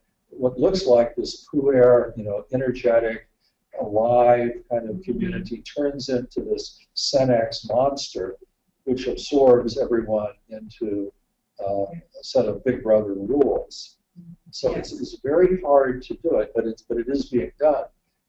Yeah. Just super quick examples of what you're saying. Yeah. Bill Gates never finished college. Yeah. Steve Jobs was fired, arguably by the Senex. Right. And the gentleman who started PayPal is now paying young entrepreneurs to get out of college. So there is in our modern archetypes, there is a get out of this system and succeeding in creativity story that we're living with today. I don't think people remember that Bill Gates never finished college. Yeah, the internet culture began with that as the image. It was a pure image, but a lot of people are afraid that it's being co-opted by the Senex nowadays. That's eternal. Yeah. Back to ADHD, in terms of how it's characterized by society, in general, parents, teachers, etc. In terms of dealing with it, how would you change or propose that attitudes be changed in regard to how parents see their children with it? Because I mean, the kids will have a range of talents. Not everybody is an ADHD genius. Yeah. So it could be the normal range of talents in that group, but just how parents should deal with their children, how people should deal with themselves who have it, and how professionals, teachers or clinicians, whoever, should be approaching it. Given what you have to say about how the two areas of view in society. Well, we've said earlier that people with ADHD need to understand the kinds of projections that they're living with, first of all, both positive and negative. No one can live up to the idealization of being the next Steve Jobs. On the other hand, they don't have to accept the depreciation of being called lazy and irresponsible. So understanding the archetypal world that they live in is very important. Finding a job that they're passionate about is essential, or something that they're passionate about, because they understand that they can't do things that are not interesting to them. So they have to find something that is. And you know, even if you're not Steve Jobs, you can perhaps, if you're lucky, or if you work at it, or if the system helps you, you can find something that you're really interested in. Now, if there's more sustainable farming going on, you know, there might be jobs doing that. I understand it's hard to get a job on a sustainable farm now because everybody wants to do it. But you know, there need to be more places in the world for people like this. So you know, it's a societal issue. It's not just something that parents can solve themselves or the schools even, but they can help. But just the organic movement alone is something that, you know, 10 years ago you couldn't get an organic apple at any grocery store. Now you can. So that, like the pressure, so there actually are jobs in sustainable, because sustainable is more people. It requires more people to actually do the farming and everything, because in sustainable farming and no waste kitchens, it actually, you have to hire more people to do it. Yeah. So, what about that sort of counter argument? They kind of cited of being called, people calling someone lazy, etc., because they view their behavior as not being sustainable in terms of career success and getting through life. You know, what do you say about that? Because that's the other argument is, oh no, getting rid of ADHD, fighting it or condemning it is because we believe it's not a sustainable way to be. Yeah, I mean, that's why we do neurofeedback and other kinds of training. That's why we're not against medication. You know, there are things that will help with ADHD, but if you characterize it as being totally negative, then I think your arsenal, of tools to deal with it is much more limited. We have to train people to have more skills, but at the same time they need to recognize that there are positive things about it, and society needs to recognize, that there are positive things about it, and also that it is partly a projection, and that it's got to do with things that society needs. And there's no question, I think, that it has had huge power in our society, at least since the 60s. And that the whole internet world was based on this idea from the beginning. So I mean, the puer, the slacker world, has had very positive energy in our culture. If people recognize that, it should help. What about how, because with creative things, it's hard to see where it's leading toward, that it never looks like it's leading toward anything, because you never really see what it is until it's already been done. Like with the internet, it's like, that was created, and then the kind of Senex thing is like, awesome, let's institutionalize it. And then where it's like, well, where's the place for me? And it's like, well, you're going to create the next place for you that then will get adopted. It always looks insecure. I mean, I have that as an artist. People are like, it'll never work. I'm like, I know it looks that way, but probably it will. If you Yeah. spend enough time. Yeah, you just have to spend a lot of time, which it helps to have super focused attention if you really love it, because then I just put in tons of time on it, so it does kind of work out. Yeah. The loving helps the super focused attention. So you're actually, those of us who are therapists are doing this back ourselves, right? We don't pathologize, we only use the DSM to get the insurance. We don't really think that way. So we are the renegades of that field, and we have to keep perpetuating. We found our way to it. Good point. I mean, these are the ADHDs of the mental health world. But what you're saying is that, like, there's two kinds of ADHDs. One is the diagnosed person who really does have that inability to use parts of their brain effectively. And then there's the other part that wants to make use of this underused part in the culture. So, you know, there's two different things. You've made that very clear beautifully all day today. But I think the Jungian analyst is, as Barbara said, and that part that, and so the Jung, of course, wants to move towards not just, they want to see how you can make use of yourself towards your own individuation. So then that is saying, we'll make use of this underused part of the brain, the underused part of everything, for example, like farming.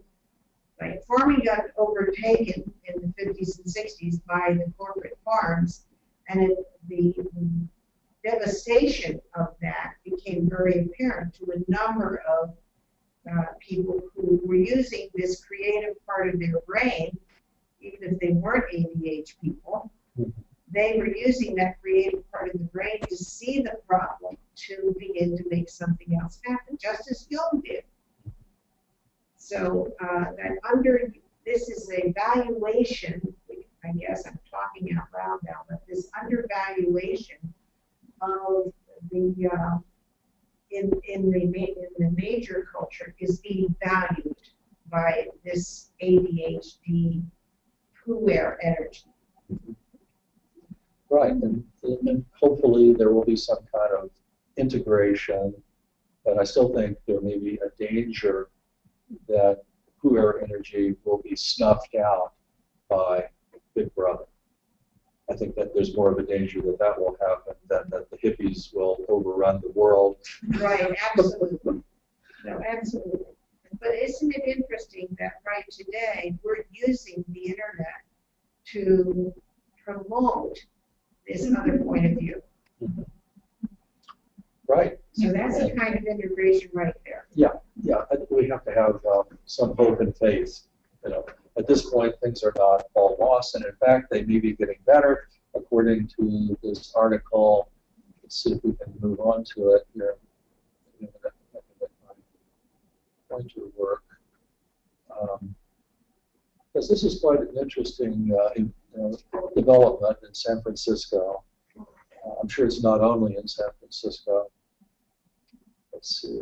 So here's what we're doing, just what you're saying. We're trying to bridge the gap, bringing the puer and the senex together. So here is an example on a small scale, not Steve Jobs, but similar. A guy named Jimmy Nguyen, who's Vietnamese American, 28-year-old, characterized as dreamy, artistic, arty, idealistic, having the whimsy of youth. He's following it, what they call a 3 business card life, meaning he's got 3 different jobs at the same time. He's creating, he lives in a place that's called the Sub. Let's see if we can go on here. I was wondering if that referred to the Yellow Submarine of the Beatles, but that's where they live. It's like a warehouse.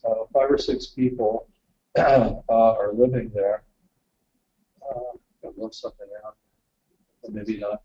Anyway, in the Sub, it's like a warehouse space, and he partitioned part of it off with plywood, I guess, and created a little house. And other people are living there. And they have like seminars or meetings every month, and they bring in artists, musicians. He's also doing funding of very small, very, very small level businesses, kind of like microfinance within the urban world of San Francisco.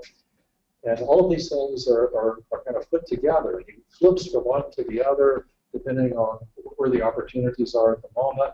He recognizes that most of the things that he does may fail. It doesn't matter if they fail, because he's going to still have other possibilities. He's constantly interacting with other people, but he's created this very small, like little niche. He recognizes that he can't change the larger world, but he's doing that instead. And then the danger, as this article makes clear, and I think Egger's book makes even more clear, is the possibility of the Cenex Corporation taking that over. And that's also discussed in this article about Jimmy Nguyen, other people like bigger players, bigger fish in the pond, who don't value the kind of thing that this guy is doing. They're trying to find ways to centralize everything, take it over. So these two energies, this pure air and Cenex energy, are both active in the San Francisco ecosystem that we're discussing.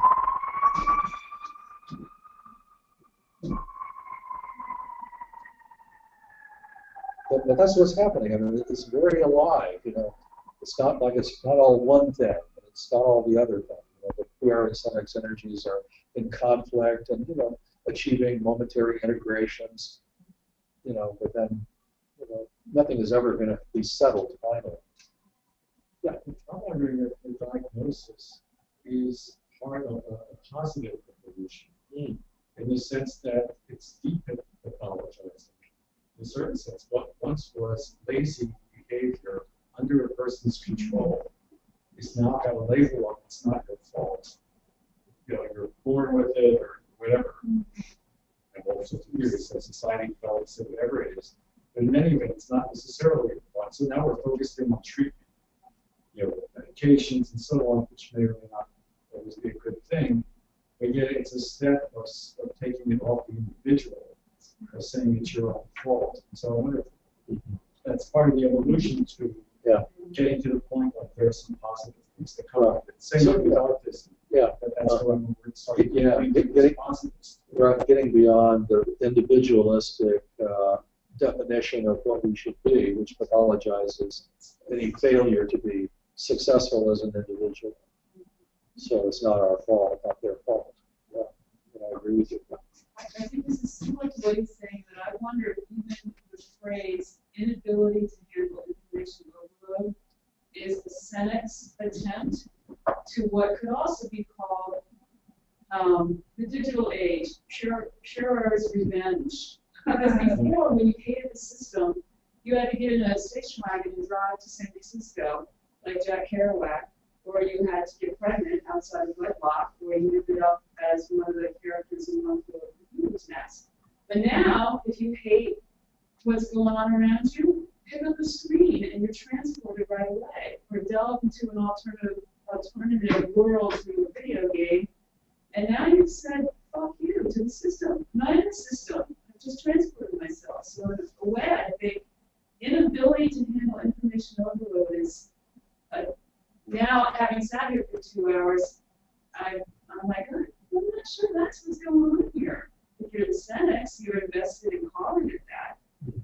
But if you're the Pure, you're like, this is my ticket out of here. Don't you think you need to, do something creative and bring something back to the world, instead of just play your video game? Yeah, I do. I do think the Pure then has to deal with his or her own temptation to, as soon as something gets difficult, like you might be working on a painting, but let's face it, there are going to be times you got to push yourself through it, even if you love it. And the Pure has to have his or her own discipline to stick with where his or her heart leads, as opposed to where the Cenex says, you now must divert your attention much, I think. The ability to sit a screen and transport is a temptation for both. I think that Jimmy Nguyen, the guy that we were talking about here, is picking and choosing. Instead of being overwhelmed by information overload, so to speak, he's, as you say, he's zeroing in on the little pieces of it that attract him, and recognizing, I can't do everything, but I just kind of see where it leads, follow the little tunnel that attracts me at the moment. Well, two things. One is I think our work as communities of staying in line with the self as a focus and strengthening that is what, if we can teach that to teachers or whatever, is what the kids need. That they do have a responsibility, and not just to tune out, but to be themselves and work on that. And the other is, I'm not sure it's always so bad that the syntax takes over. That's how change is created. Like the change agents create a change of structure, and it's taken over by the culture, and it goes on from there. I think that's how change happens. So I don't think it's a negative thing necessarily that the ideas are taken over. Like, for example, everyone's doing yoga now. They may be doing all yoga, but the postures are still changing. That's a really good point. And that's true for the organic movement, too. There's all kinds of organics now, and the government itself is trying to lower the standards by which organics are defined, because there's money to be made in having organic food. But nevertheless, the general direction is better than just going in and spraying the shit out of it. So that I agree with you, Barbara, that there's always this creative tension, we can say, between a good idea that it's against, that comes from that aware energy, against the Senex structure. But at some point it has to marry the Senex structure to, for artists, it's engaging the gallery system, for example. That's engaging that Senex energy. And an artist being able to articulate what they're doing so they can talk to the critic and get their work in a museum. See, they actually have to eventually meet the Senex energy of the art world in order to survive as artists and get a teaching job, for example. I mean, there's a way that game has to be played, which is not altogether bad for the artists, because they have to grow up in their art form and become grown-up artists. Yeah, it depends, I think, on how you treat the Senex energy that's coming your way. Whether you can be creative with it or whether you see it as the enemy. Exactly. And the Senex, projection of this negative ADHD image makes it hard to treat it positively, because you're being attacked, right. And called lazy and worthless, and So by transforming, as we're trying to do here, how we understand ADHD, it may make it more possible for these people to be positive toward the Senex. Well, that's part of what I think every teacher has to do in an art school environment, is you have to train your students to be able to deal with both ends of the spectrum, both that creative energy, but also how does it fit art history, how does it's both. I'm using the art model because I'm familiar with it, but I'm sure it's true with every model. How to bring creativity into the business world, etc. Yeah, but it's going to be helpful in a preliminary stage, maybe, to understand, as an artist too, I think as a young artist, how you've been defined by the Senex culture. Artists don't have a great reputation either. Right. Right? Right. You're just a bohemian, Right. Yeah, but to understand that that is just a projection, that's a cultural, it's not real. Yeah. This may be just my own lack of knowledge of how soul is used, but I think the title of today's presentation began with soul and Hyperactive world. Yeah, It's a chance to use the word. I don't, maybe you've been talking about that, but, just look at this as, in terms of the title of today and what we intended to say in that regard. Good question. I thought it was a good title. The soul idea, I think, is that the soul is the psyche, and it's been affected by it's defined in this way. The hyperactive world means the world of the Senex that is demanding so much attention. It's so extremely organized, so extremely rational.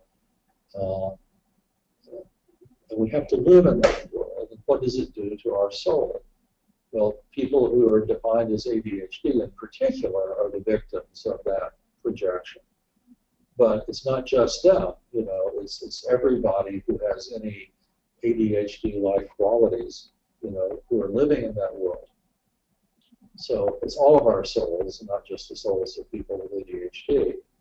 But I guess we are talking mainly about them, because we've identified them as being particularly victimized by this projection. But at the same time, we've discovered this huge creative part of it. So, the soul in the title is both being abused and also is flourishing. So, these are the two fates of the soul in this hyperactive world, to be beaten down and also to be able to break open the iron cage and create something new. So, we haven't used the word, but we have been talking about it.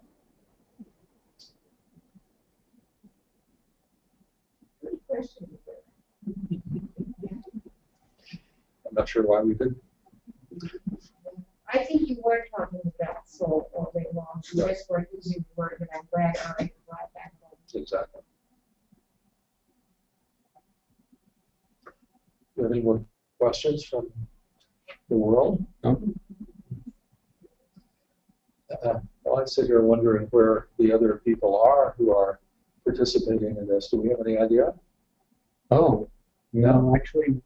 Yeah, this is quite interesting. I just started teaching a course at Pacifica last night. With 17 students, we have people from Hawaii and various other countries, and I'm sure that may be true here also. So Can we find out where everybody else is from at some point? Can you folks hear me? I just have another issue, or another question from me, which is with the internet and the ability to network with people, how do you think that interacts with the world of the ADHD person who now has more access to others? Exactly. That would be the answer. Right? More access, at least more possibilities, more possible ways to find your own little niche. So that is very helpful. Speaking personally, I have some ADHD probably.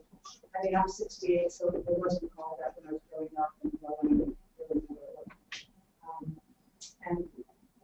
this was very helpful to me, and this is constantly shaped. Unless you're in Ayurvedic medicine, they say you're not, something like that, and then it's a different realm. But it's wonderful for people to be constantly reminded not to shame themselves. This is part of that. That's one of the most important things we wanted to say today. Yeah. And actually, that was the value of creating this. The main value to me of creating this workshop was to understand better, how to work with people with ADHD in exactly that way. To explain it. Yeah. Just understand what's going on, so you don't have to feel it shaming. And another thing I like about it is that you are offering clinically other alternatives to heavy medication for the treatment. And I want people who might be hearing this program to be able to contact you for either treatment with you or treatment with other people you can recommend.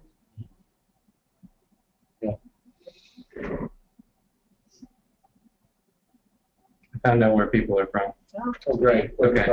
Israel, Canada, Japan, Switzerland, Ireland, and all over the U.S. Amazing. Yeah. Yeah. Fabulous. It's just like Pacific. What a world. Yeah. Thanks for joining us. Yes, thank you. Thank you all.